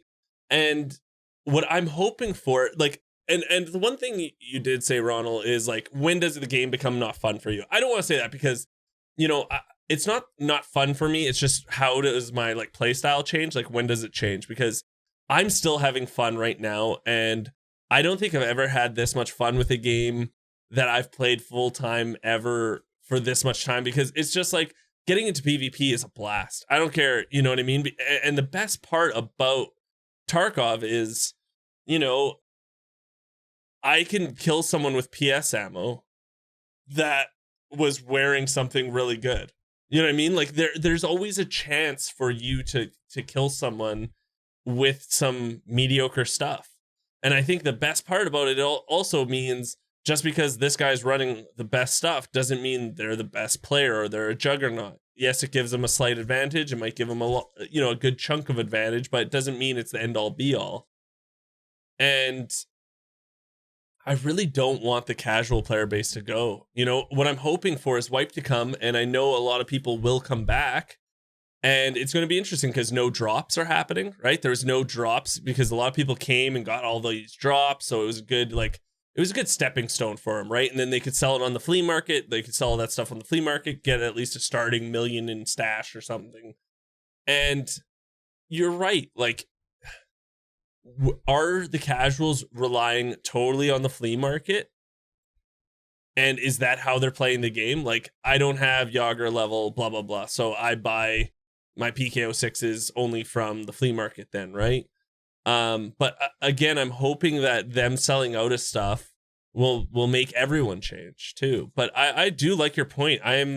You kind of made me nervous about it. I never thought of it quite like that. I've always been pro rah for sure, because I like change. It's not because I want a more hardcore game. It's just I like change. When they change stuff up, I get excited about it because I want to see what it's going to be like. But I'm excited and nervous and waiting. I still think you're going to make a lot of money, though. I still think all that find and raid stuff is going to be worth so much money. And as long as you can have a couple of good raids here and there, you're going to make a butt ton. So Hearthstone's a perfect example. Both of you got really good at Hearthstone, played it really hardcore. You were the 1%, and neither of you played anymore. Mm-hmm. And that's exactly what I don't want to have happen. I do play. Yeah, sorry. but it's not your primary game. But it's my primary casual game. Like if I'm lying on the couch or something, I'm playing Battlegrounds or Arena mode. Like I do play it at least once a day still. But it is Fair more enough. Casually. It is more casually accessible. Like Tarkov's not really casually accessible, right? You have to sit down and Yep. Yeah. And it's kind of my point is that what ends up happening, at least I've been playing video games like you guys for a really long time. Been a big nerd my whole life. And there's this cycle. The top 1% go hardcore at something and they burn out, and they're the loud group of people that gets a bunch of changes to something and then they're gone. Right? Because they end up trying to get the game. Casuals. The same thing happens for casuals too, right? They cater too much to the casuals, and then everyone's like, "Oh, this game sucks now." Well, retail WoW. Right, but retail WoW is a perfect example of the hardcore people burning out, right, and leaving. But the game still has progressed and has millions of players. I've played it for 14 years. I've done hardcore and I've done casual. Retail WoW to me is probably like my closest comparison to what I'm experiencing in Tarkov. And I'm watching like a young Tarkov dive into kind of the first major mistake that WoW made. And I don't want that to happen. And the first major mistake that WoW made was they started listening to the people at the end of vanilla WoW when people said the game was too easy. And they made some changes that catered to the super high end and cut off a bunch of people that were your 4-hour-a-week players. And again, I don't want that for Tarkov. Mm-hmm. I want Tarkov to succeed. And I think that there is way, way more people than the three of us know that depend upon the flea market to enjoy it on a casual level. And that's going to change. And I could be wrong. And I'll go back to my original statement. I hope I'm wrong. But from my kind of like analysis and thinking about this and talking with people, especially the amount of questions we get about how to make money with the flea market. I'm always broke. I can't get anything. I don't live enough to do it. And I get those questions. I probably get at least one a day. But do you think them having the flea market wouldn't make them? They don't have the flea market, or they have the flea market now, and you would still be broke. You know what I mean? And that's the one thing I do want to say with like, just because you get the best of everything doesn't mean you're going to become this like really absolute good player, right? But it's not the best of everything though. It's the stuff that you need to buy to make the trades that are profitable. Like think about the Meg case trade, right? You know, that kind of thing. Mm-hmm. You know, those kinds of things that you can do to make money along the way. You're buying stuff that people scav or find, right? Mm-hmm. And then they sell those things and you buy them to make the thing and then flip it on the flea market to make the trade. And I think that there's a lot of that going on that's going to get disrupted. I just think there's a lot of little things that by themselves individually aren't going to equal total disaster, but the sum of disrupting that entire ecosystem of the game, I'm just not exactly sure how that's going to work out. But you know okay, go. Sorry. This is awesome. We all want to pitch in. I guess I want to add an alternate point in here, because one of the consistencies, at least when I've dug in with people who say I'm having a hard time maintaining money or whatever it is, and oftentimes it's someone with less hours that they can play, but they're relatively well researched on the game. And the thing that I find is that the understanding of the economy usually isn't there. And that's from me coming from an MMO background, from an AARPG, from someone who loves that system. And so what happens is, in my opinion, is that a lot of people, because of the access to the flea market and the availability right now, they dig in and they're like, oh, meta M4, or oh this, or oh that. And it's like, okay, if that stuff's less available, if that stuff is more challenging to get, if stuff sells out and it forces people to use different things, that's going to happen at all levels, including newer players, which again, I think they are at the most risk. I absolutely agree with you on that. But maybe this change helps people move out of their comfort zone, move out of the meta, dig into the economy and really understand, like, okay, well, I can't be spending 600,000 rubles every time I go into raid when I only have 1.2 million liquid. I need to find something that's more sustainable for me. And if this adds that progression, it could be a really good thing. But I'm not saying I disagree with your point. I just wanted to put that in there, that maybe this change helps people get a grasp earlier on how to manage their rubles earlier in the game, versus saying, oh man, I saw Landmark rocking this cannon and I'm going to go build that thing at level 12 because I have the money to do it from selling these LEDXs that I learned how to farm from this video. That's the number one thing I would tell people, though. I always tell people never play like a streamer. You know what I mean? Like, if you're playing like a streamer, you're doing it so wrong, because we just like, we're trying to entertain. We're just trying to put on a show. We're trying to get into fights right away. We don't have, like, sometimes I'll definitely be patient. I'll try to like start getting into things, but like, I think a lot of times I get viewers that are like, you know what? I'm just not good at this game and I like to watch it a lot. You know what I mean? And that's all right. I think, you know, you hit the nail on the head. All three of us want this game to succeed. You know, there's something about Tarkov that is just special. There's just something about Tarkov that is so special. But if you don't think there is another company out there already in development with their own Tarkov now, you're mistaken. You know what I mean? And they're looking at every change they're making and everything and seeing, okay, what can we do? Like, you know what I mean? It's coming out. And I already know there's one or two in development for sure. And we're going to, you know, they might fumble around and this might be growing pains for Tarkov itself. You know, like, they've never had this many players, like, ever, right? So they could, like, all their fumbles have been like with not like 10,000 people, right? Like, so it's like a tight knit group.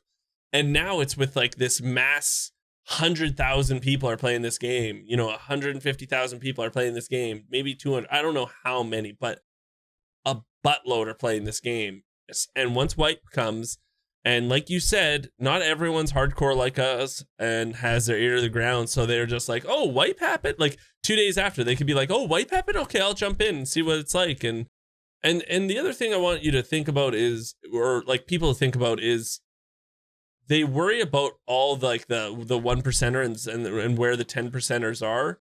But again, it's only like, I'd say 5% of the people are like first month top tier. You know what I mean? Like your chances of running into them, yes, its chances are there is going to be a guy here and there for sure. But most of the time, you're going to be fighting people around your level. Everyone's going to be stumbling still. And you know, I'm on the side of, I think this is good because when you find something in raid now, it's going to be worth a buttload of rubles, which will give you, maybe now because there's so much more stuff on level 1 traders, level 2 traders, it'll just give you a buttload more options to try to go and raid and do stuff. But I really did like your argument, you know, and I think in the end, we just all want the best for this game because we see something special and magical, like you said with WoW. You know what I mean? First time you saw WoW, weren't you blown away? You were like, this is unreal. This is an EverQuest 2. This is way better, you know? And I think we all see that, but we can all see like, you know, we might see some writing on the wall. Like, well, don't be changing this. But again, a wipe only happens every, we didn't even talk about 12.7 and how, you know, customs got delayed and whatnot. I'm hoping that this is a very fast wipe. I'm hoping a 4-month wipe. You know, like let's get dynamic loot out there. Let's get the skills rework coming. Let's get the compass going. Let's get the customs expansion and stuff like that. Let's get a short wipe going and just test this out in a short wipe of like 3 to 4 months, you know, and just try this out. And, you know, we haven't even talked about how labs, it's not going to, like, everyone's not going to be going to labs so fast all the time now, right? It's not going to be prevalent. And here's the thing, you find a labs key card, that thing's going to be worth like at least 500,000 rubles right away. Easy. You know, so yeah, why'd you have to kill my buzz, bro? Like, I'm so excited. You know, I just gotta say quick about that is like, I want everyone to know that, like, generally speaking, our podcast is very positive because we just don't like to have a show that complains about things. So that's not how we're trying to, none of us are trying to come off like that. And I am not trying to come off like that at all. So it's one of those things where I think this is going to be a really interesting time for all the reasons that we talked about. I think the game has a really, really good opportunity to test out some new things because Geek, you make a great point. We're in beta. Why not try it, see what happens? And we have a chance to, you know, kind of see how the casual player base responds to these changes. And I imagine just like they did with the flea market change from 15 to 10 right away, because people are like, this isn't going to work, right? Mm-hmm. You know, if it really is an apocalypse, then they'll do something to react to it, right? And so I think you're right. There's probably 80% of the casual player base may not even know there's a wipe coming, right? They're going to log in, everything will be gone, and they'll be like, oh, what's going on, fellas? You know what I mean? Because if you think about it, we're all content creation people for a game, and we're producing content. We play the game all the time. We're in the 0.01% of the player base, right? Of knowing what's going on with the game. And we probably don't even know everything that's going on with the game.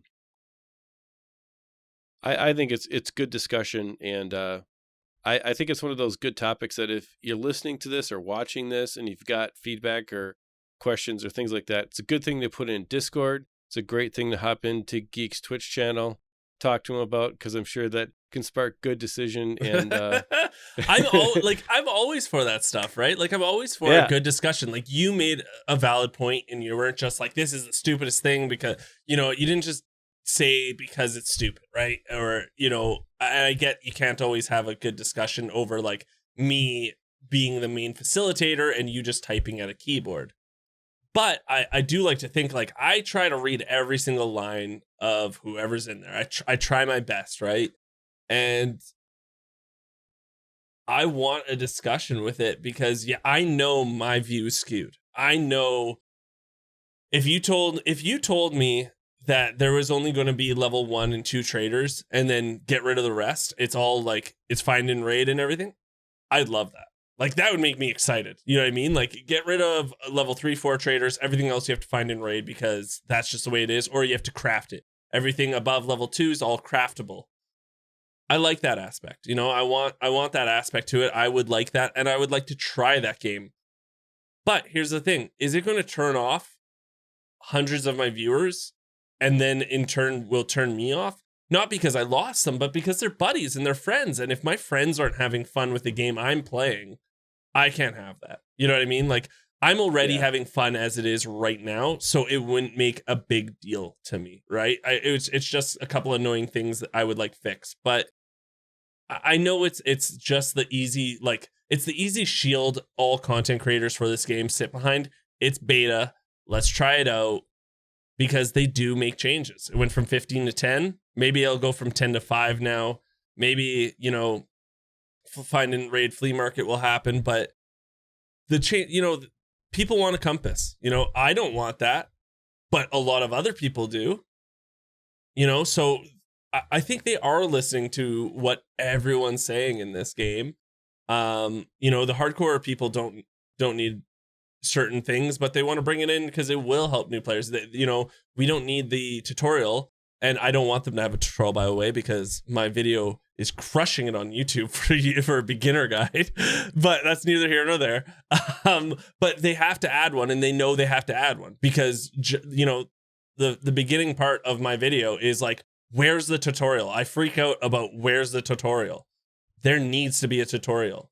You know what I mean? They need to make this accessible for casuals. And I've always talked about that gray line for casuals and hardcores. We need to find that gray line, and we need to carefully walk it together and figure out. And you made the good analogy, Trigger. When we both lose is probably the best case scenario. And that's the way it goes, right? And you're right. We might not be losing on find and raid, to be honest. So that is something to think about. Yeah, I think all of that is good, and it's all well said from both of you, because at the end of the day, I got this game after being told to get it like 7 times over a 1.5 year period and fighting it and saying, no, I'm not going to like it. I've watched it. I don't like it, blah, blah, blah. Get in, you experience it, and if it hits something for you like it did for me, like I fell in love with this game. It's great.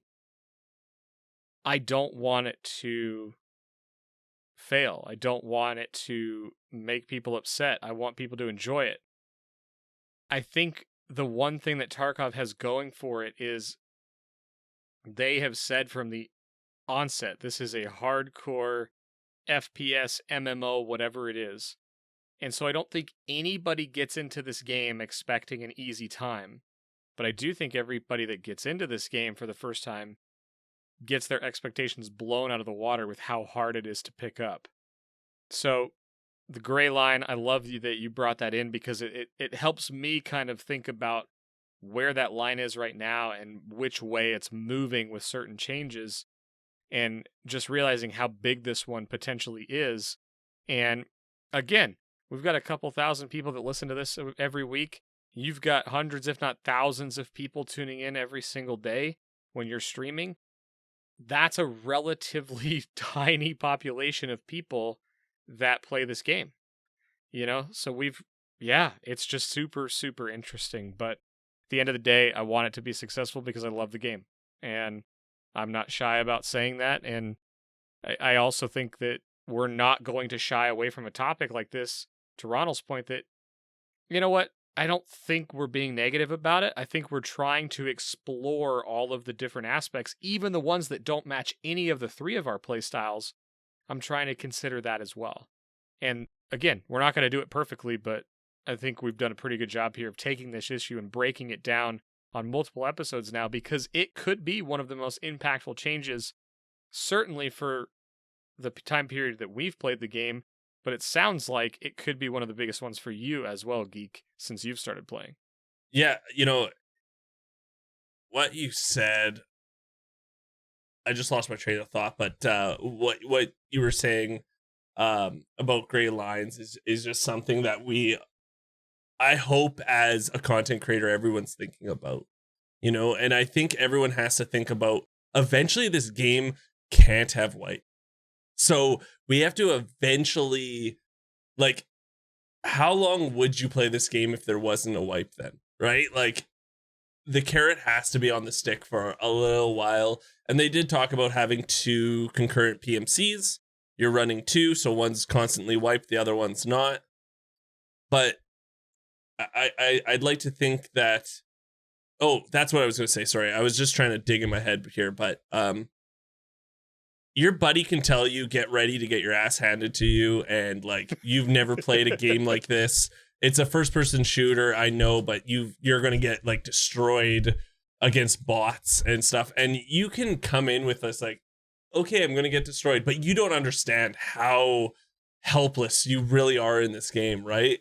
And the one thing I did want to talk to you guys about, and I know it's a whole different can of worms, but was like, I think them just labeling ammo, I know it's because of real life, but like, it's so, I think the main part of this game is so confusing for ammo, because, you know, you're telling this player that BP S762 is the best, and then they're like, okay, this AK I have here, I guess BP 545 is going to be the best, right? And then it's not. And it's like actually pretty bad, you know, compared to put like a lot of stuff. So I think the game is just so hardcore, and you either hate it or you love it. And I just don't want this ruined for 99.9% of us, right? Yeah, it's a valid point, and I have no idea what's going to happen. But that's I think we're all at the same place. Are we starting a bet, though? Are we going to all start a bet here? Like, what's going to happen? I don't have any rubles to bet after the wipe. That's true. I already have a bet for my my first thick item case. I already have a bet on the line. Ooh. Yeah. I have to. Speaking of thick items case, though, yeah, I think that, again, another positive, the thing that I look to with excitement is some of the trades that I can never do right now. This find and raid change is going to make those available all the time, at least once I get them unlocked. In theory, yeah, like the items that go into the thick item case trades, people buy those out and they just sit on that trade. But in theory, the scarcity of that's going to reduce it, so that if I take the time to go farm 10 LEDXs, 10 defibrillators, and is it 10 ibuprofen or something like that? Yeah. If I take the time to go farm that and get a thick items case, the trade's going to be up very likely. How sad is that? The trade will actually be up. But, you know, but it's adding in a end game component that doesn't currently exist. Farming is an MMO staple. Every MMO has farming. Not everybody likes it, but it sort of exists in this game, and it sort of doesn't exist in this game because of that. If I right now, and I did this, I went and farmed 10 LEDXs, 10 defibrillators, and 10 ibuprofen, and I sat on it for 5 days straight.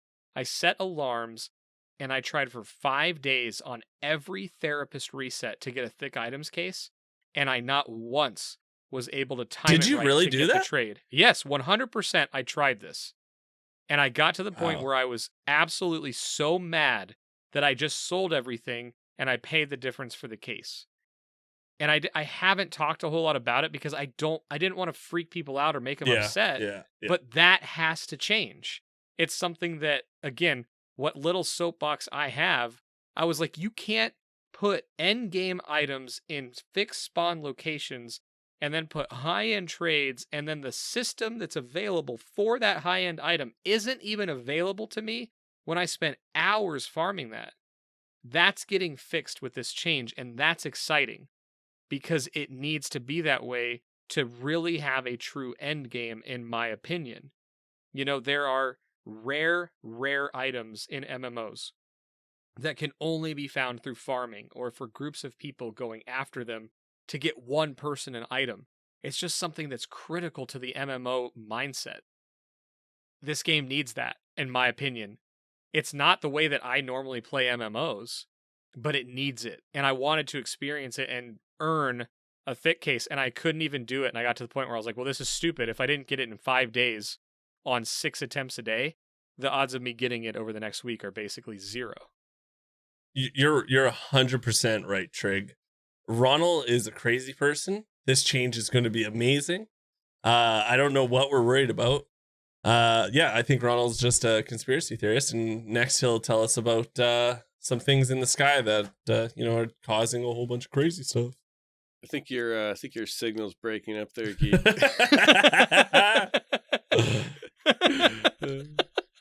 He accidentally stepped in the Exfil and he's gone. Whoops. How long will it take, do you think, for us to like really experiment for this? Like a month?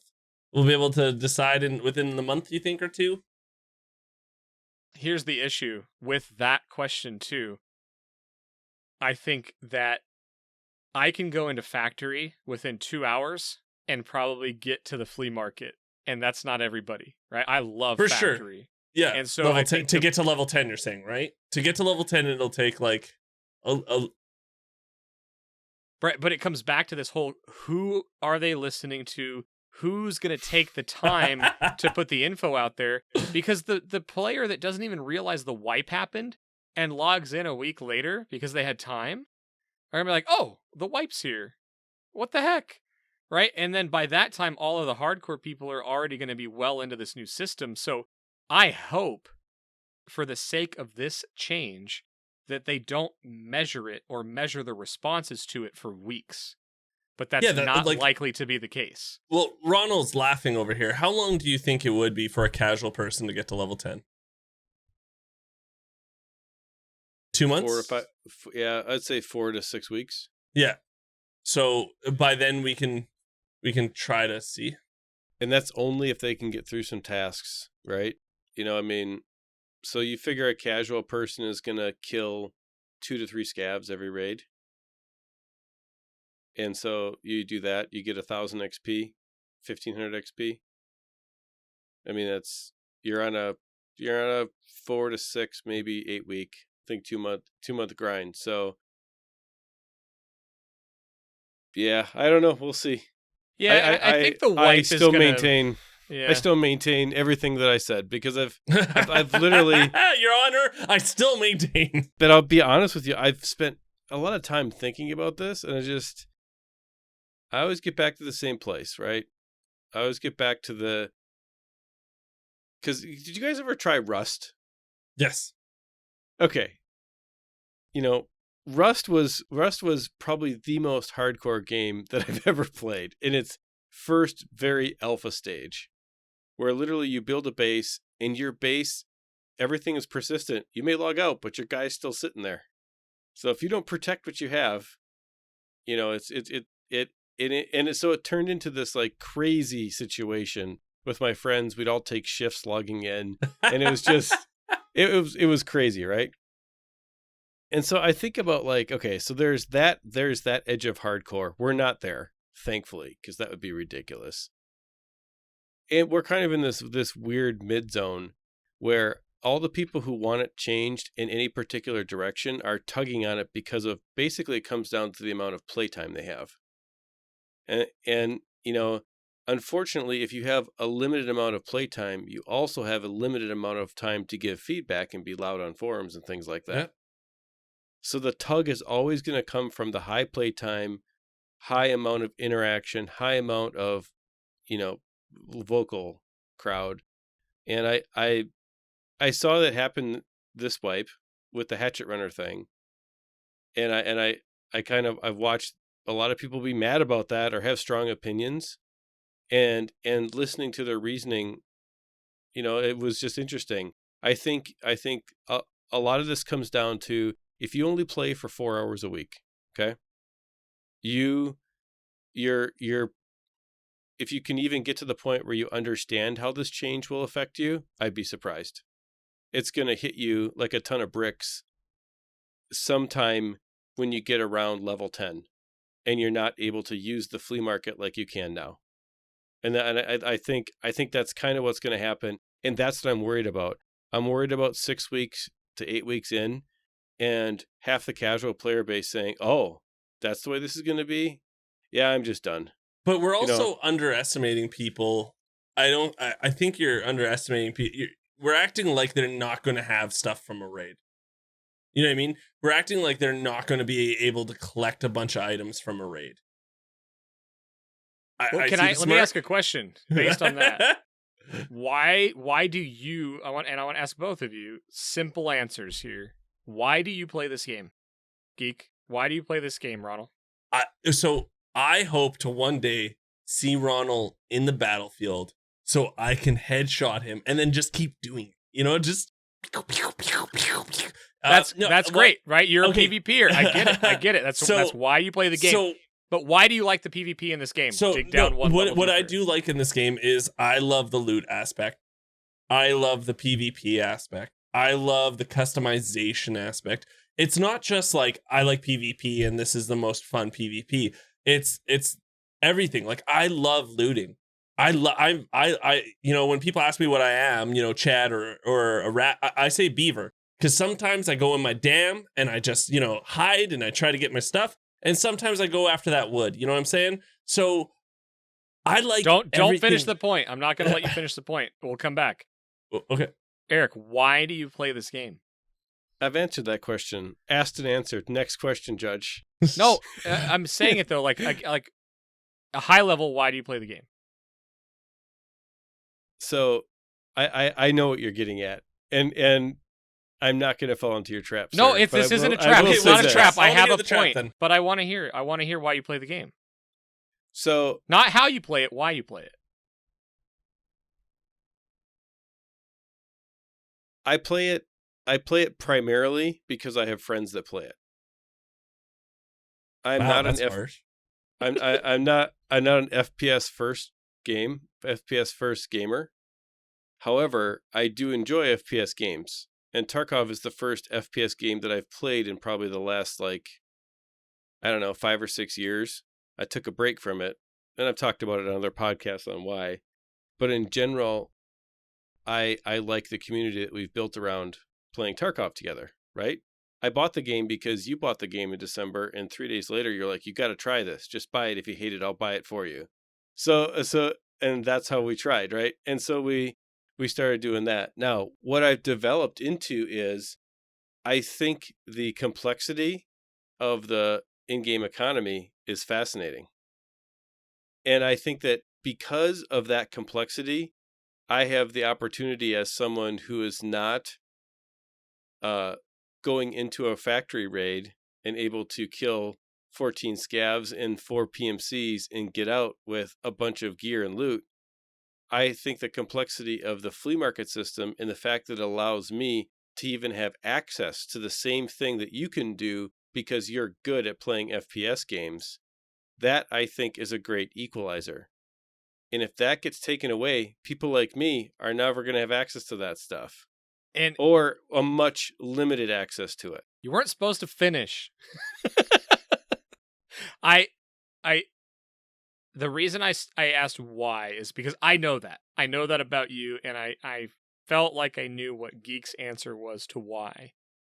And I'm one of those odd people that I am a PvP Chad, but I also love the economy. I know I'm weird in that because it's usually you kind of lean one way or the other, and I think there's a rare beaverish movement that's happening for the people that like both. But the reason I asked you why is because I knew your guys' answers would be different. And plain and simple, I think if I asked anybody why, it's something in the game, if I could boil it down, is you find something in this game very fun. Eric, you find the complexity of the market and what's happening to it fun, and the discussion of it and how to manipulate it, etc. Geek, you want to shoot someone in the head over and over and over with it. And over. Just Ronald. Oh, just Ronald. All. Okay. I'm feeling bullets from Canada all around me. I play this game because it's fun. It's maddeningly fun. And I said it that way very intentionally. So, with this one change, the reason I bring that up is, yes, there is concern, there is excitement, and I think that there's concern and excitement in both camps or all of the different camps of players.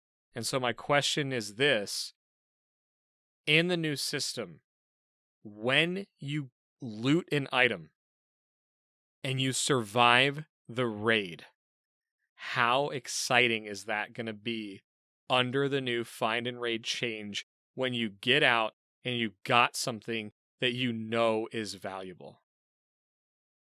Well, I'll say this. How much harder is it going to be to get over gear fear in that new system? I see that I hear you in that, and I want to remove it. So What but gear fear here's- is going to exist. I agree. What I'm saying is that in the new system, whether you're rat, chad, beaver, squirrel, whatever it is don't bring up it squirrels. going to be fun to survive Yeah, what do you got a against raid? squirrels? No, I'm just saying they're I'm inclusive of squirrels. Yeah. Have you seen my inventory? I'm an absolute squirrel, dude. I will pack that nut in as many bags and cases as I possibly can. Okay? My point is that in the new system, I don't think it's removing the fun of successfully getting out and finding something in a raid that could then be sellable. That's the only point I was trying to make, is that we play the game for fun. We have different areas that we find that are fun, but loot is kind of the central area where the rats and the chads on the furthest ends of the spectrum always meet. Because the reason you want to PvP with a super chad, a thick buttery boy, is to get that wonderful loot off of them. And the reason that you are an economy person is to, again, have the same access to that stuff, but I also have fun manipulating the market. So I'm a little concerned that I don't get to do that as much. And Geek just wants me to gone out of the game, like he said earlier. Just wants to get rid of us. I do have a question though. Quick, is Ronald, with this flea market change, what is the biggest thing? Them not being able to buy stuff, or them not being able to sell stuff? Not being able to sell stuff. So you're saying that Well, actually, they have I to take get that out. back. Okay, so you were going to get cornered there, and now you're running away. No, and I'll explain to you, because in the beginning it's going to be about selling, but towards the end it's going to be more about buying. I agree, because like right now the prices on level 3 attachments and level 4 attachments are pretty much like right there, like maybe 100 rubles more, right? Right. But I guarantee you 3 to 4 months it'll be pretty much there again. I think all it's going to do is cause a massive influx at the beginning on stuff being super expensive. It's going to cause the high ticket items to stay even more expensive. But I don't see attachments. Like, how many times do you find the same kind of attachments over and over again? And I can't see them really going for that much more at this time of next wipe. And I can see that if they want to sell something, they have to have something worth to sell. So they're not buying stuff off of the traders because they're level 1 or 2 anyways, and everyone has that. And they want to sell stuff. Well, that stuff's probably found in raid anyways. They're not flipping often, I don't think. Maybe they are. I don't know. Like maybe they do have a flip thing they do. But I think it isn't going to affect as much as we think. I think, yeah, I don't know. I think that was a good point, and I had to say it really fast.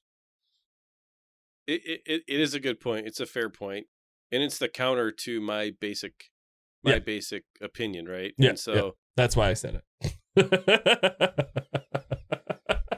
yeah, and I'll just snipe back at you, and I'll say that I don't think that the money supply is going to be as prevalent as it is now. So all of your basic reasoning makes the assumption that people have the same amount of money to spend. And I think that because the money supply is going to be contracted a lot, that the flea market is going to be far less useful than it is, even under that scenario. But the flea market doesn't generate any currency. It's purely a transfer of it. True. But you can say that, okay, I'm going into this next wipe thinking that a particular item has a certain value, right? And so there's two things that happen. You have to pay the deposit on something to sell something for a lot of money, right? Which you may not be able to afford. which will keep the value of things down initially. You can't, for example, you can't sell a red card for 50 million rubles because you can't afford the 4 million deposit if you have 100,000 rubles, right? So what good is it to find a red card, right? So, I mean... But that's the same in every wipe, though. I guess what I'm saying is that the flea market right now only has values of rubles that were earned at some point through the game for players, and then they traded hands a bunch. So the relative availability of rubles isn't changing with this change. Well, that's not true because you can generate rubles from traders. Right, but There that's... are- but you can still do that now, that's right? not any You're different. still going to be able to do that now. And I think I'd hope that the traders might give you a little more for stuff now. You know, hopefully they're like, okay, this will be valued a little more, you know? Yeah, that was my only point, though, is that there's no change to the amount of rubles that can be generated, in theory, by selling stuff to the traders or completing tasks. So all the money that's on the flea market right now was generated from tasks or from selling stuff to the traders. You could argue, if he wants to argue, he could argue that the drops maybe brought in more money. If you want to argue that, you can. But there's also like the magazine case, right, where you could buy all the stuff on the flea market, turn it into a magazine case, and then go sell it to therapists, and that would generate rubles that probably won't be able to be done again. So I think there will be a decrease, but I think in general, I think it's not as massive of a reduction in available rubles. It's more affecting the supply of items and availability of them. Yeah, like if you don't think like Willers and all the top boys are not going to have 100 million still, you know, come this time next wipe, you know, they still are. I'm not really worried about them. No. I know that, but I'm just saying everyone's going to be able to make a ton of money still, and I know they can because they're full on Chads, right? Like they're the Chad. Yeah, but I guess that what you brought up, Eric, just kind of reminded me though that if these changes are too dramatic, it could cause people to not insert their rubles, meaning they're not playing, they're not participating in the market because they can't or they don't want to. And that influx of casual players' rubles into the flea market could radically reduce the supply. So I don't know if that's where you were going, but that now I'm realizing that, you know, if you remove a bunch of participants, it could really jack the market up. I think this is gonna hurt the Chads more than anybody else because I want that. I do want that because I want different meta, right? We need to make it so that not everyone's running the VSS. Sorry to interrupt. Go on. Sorry. No, what I was gonna say is like I agree with you on the meta, but here's why. It's like it's not gonna hurt me. So I want to be clear about something. I'm gonna dominate the market because it's I like to play it, and I've already figured out how I'm gonna do it. And I'll talk about it 6 or 8 weeks after I've started doing it. So I'm not worried about it. I'll have plenty of money. The thing that this is gonna do is it's gonna You broke me. The person this is gonna affect is the person that asks me once a day. I keep going into raids and you know, I only have 30,000 rubles, bro. I'm always broke. I can't do it. I never make it out or, you know, whatever. Those people are totally screwed. The best thing they're going to get now is to scav and hopefully make it out. But they're not going to be able to help themselves, but run into the middle of a PvP and die. They're going to be getting the Uncle Prapper AK, welfare AK. But I don't think that would change. I want it on really record with that the flea Ronald's market. concerned about the casual Chad. But the thing is, though, is that person, a flea market wouldn't help him either way. It doesn't matter what gun you put in that person's hand. All it comes down to is you telling them it sucks. You have to maybe watch a couple of videos while you're at work if you have time. And you just got to learn the maps more. Because that's all it comes down to is you have to learn the maps so that you can be like, I'll do this little way. Like you did, right? You're saying, Ronald, you're not the best player. You're not a Chad at all. But you've learned a little bit enough about it that you're like, I'm going to dominate this market for 6 weeks. Like, I've already got a plan. Well, and don't let him fool you, because he has learned to dominate Chads in his way on the maps he's really good at, and even go into factory and be successful. So, like, he's learned to chat it up when needed. So don't let him fool you. But that just takes regard. time, right? Like, it's not because the flea market was available to you. That's what I'm trying to say. It's not because the flea market was available to you, or because you got given a bunch of stuff from your buddies. It's because you legitimately learned the game and you understand it more. I would say 50-50, because I mean, I was given some things, but but if I'm truthful, I was not given as much as Trigger was given. Not even close. And so from my perspective, my journey in Tarkov has been a lot of the flea market. I've used the flea market to my advantage to be able to afford better gear to survive longer, and it just kind of builds upon itself, right? And you've been able to basically maintain a liquidity and gear level to mine with roughly a third to a half of the playtime. If anyone's really curious about it, we've looked at it a number of times, and while I am significantly higher in level, you may not know just how good he is at the economy, because he's been able to maintain that on a significantly different playtime and play style, which is really cool. And only reason I bring that up is that person, the broke Chad, my friend Brad. You may not get to be a Brad, but I too share that concern, because this game, I think, attracts all types of players, and it's going to attract people that played COD and PUBG and these FPS. The economy is going to become more important. Surviving raids is going to become more important. The question is, will the frustration factor get in the way of that? And I think it may. It may. I need the broke Chad to play, because I need somebody to shoot. and it's funny for me, because a couple months ago, I wouldn't have said that, but Trigger's right. I mean, I've totally changed my play style. I would just say it's evolved, right? And so we all both of you need the broke Chads to play, because you do need somebody to shoot too.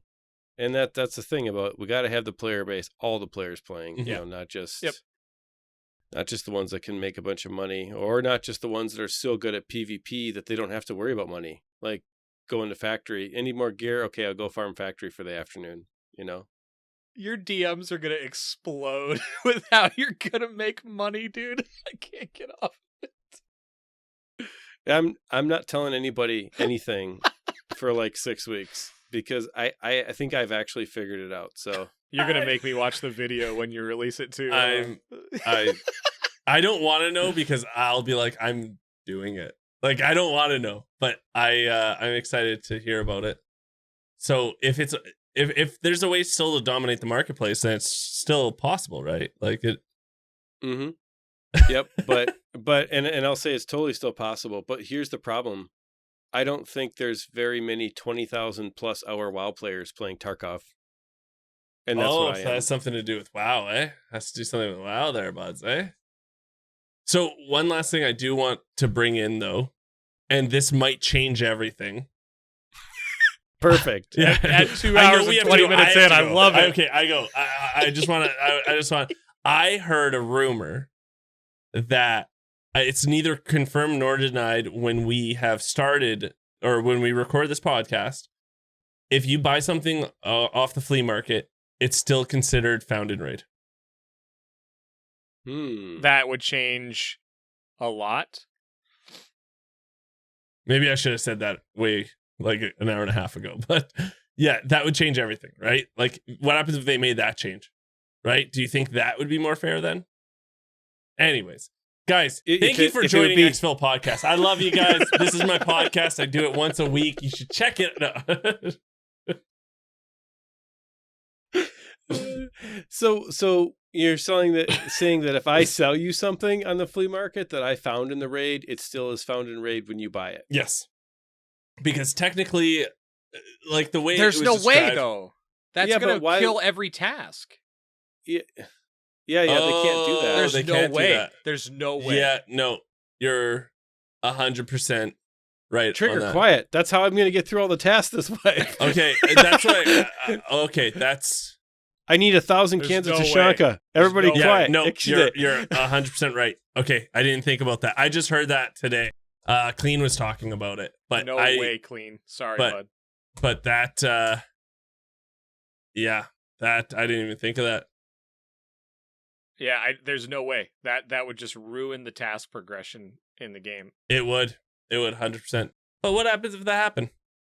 What happens It if would that ruin the happened? task progression to the But game. what I happens? just What told you. happens? But what happens if it goes from find and raid white check mark instead of yellow, so you can't use it on your tasks? Because they could make that.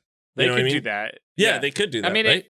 all But that isn't does that is basically increase what it the is supply, today? which is probably the biggest risk, is the supply of items on the flea market, which is really has the biggest potential to hurt casual players, in my opinion. I share that opinion with you, Eric. I think that's your opinion, is that it really hurts the people that need that stuff to progress, that need that stuff to, level the playing field from playtime.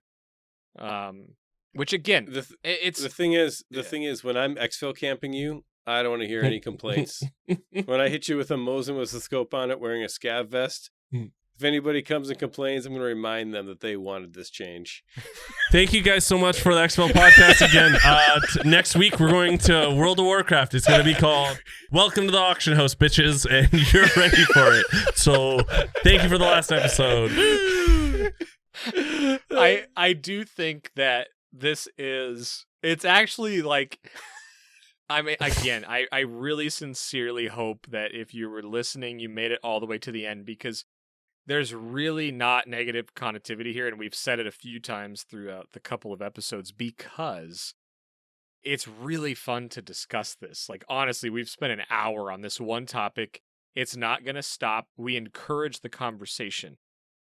I'm just going to say one thing is, when you're thinking about this, think about you. Think about how it affects your gameplay. Is it forcing you to get better at the game and to learn to do new things, which can be fun and exciting, or is it really not fun? And that's what it comes down to, is if it kills the fun in the game for you, that's not good. That's something that Battle State needs to hear about. Not necessarily us. Like, we want to talk about it and discuss it, but we can't change it. We can only talk about it and hopefully get it to the ears of people that can change it, and we're happy to try to do that. But right now, that's just not a reality. So I just wanted to take a second to say, seriously, this is fun to talk about, and we can go down this rabbit hole forever, but it's really with the intention of opening it up so other people can join in on the conversation too. So, yeah, I mean, with that, what I'm going to do is say, Geek, thank you, man. I love having you on. Thank you, guys. It's Thank you, guys. amazing. It's fun to laugh and dig into this stuff.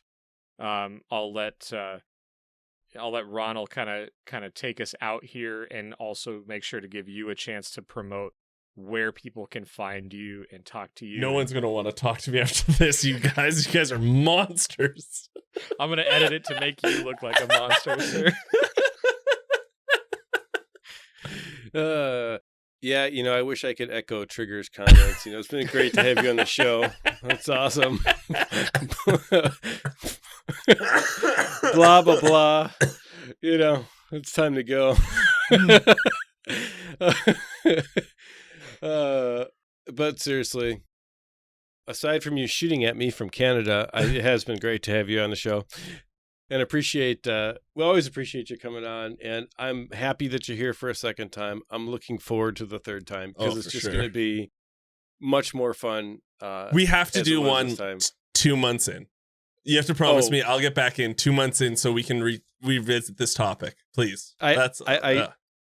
I absolutely think we do. Okay. And you can all make fun of me because I'm wrong about this, and the Chads will be ruling everything. The rats will be crying, and I'll be broke because my strategy didn't work. So there you go. Everyone can DM me and tell me how terrible I am and how I'm not good at the game. The end. But all right. Mr. GeeksEh, sir, tell these fine people how they can find you. So you can find me on twitch.tv. I do stream 5 days a week. Most of the time I stream in the mornings. 7 a.m. Pacific Standard Time is my start time, Monday to Friday. I do stream at odd hours, so just come by, follow me. My name is GeeksEh, GeeksEh. Yeah, okay. Just make sure there's not enough. So it's like GeeksEh because I'm Canadian. Get the joke? Anyways, you can also find me on Twitter. It's GeeksEh with an extra H. I've got a bunch of guides on YouTube. I'm just about to put one out tomorrow, actually, on all the priority keys before wipe hits. So I tell you all the best all-around keys, and that's the type of style I have. It's mostly guides to help players because, to be honest, I quit the game when I first played it. It was so hard. So I wanted to make a YouTube kind of thing about how to keep in the game because I want everyone to play this amazing game. So that's, I love the casuals. It doesn't matter what Ronald says to you guys. I love the casuals, buds. And so you can find me GeeksEh everywhere, man. Just come by, say hello. I really do appreciate you guys having me again, even though I do get out of hand sometimes. And I'm actually really excited. This is actually a surprise at the end of the stream. No one knows about this yet, but Trigger and I have decided we are kicking Ronald out, and I'm going to be the new host. I'm so excited. So no more negativity, all positivity from here on out. But boys, thank you so much again. Thank you. Well, if you actually made it this far, the green bar at the top of the screen, which is now broken because it's been trying to flash for over an hour, means that we were seconds away from disappearing, but now we actually have to go. So I want to say thanks for everybody for watching and listening. Remember, you can find us on iTunes, Spotify, Stitcher, all the other 100 places podcasts are out there on the internet. Remember to check out youtube.com/xpmedia now for the talk show version of this, where you can actually see this train wreck roll down the hill in person. Watch us laugh. Watch us have a lot of good time. It's always fun to see our faces while we do this. So that's pretty much it, everybody. Thank you again for sticking with us till the end. Have a great week. Enjoy the wipe. Remember, if you wipe with 1 ruble, that's a wasted ruble. Spend everything you have. Lose all of your guns so Geek can shoot you in the head and feel superior on stream. And make sure you get into Factory as much as you can, because if Trigger doesn't chat it up, he's not going to play anymore. And then what are we going to talk about on the show? So I just want to say thanks again, everybody. Have a great week. See you, everybody. Thank you. Thanks, guys. And done.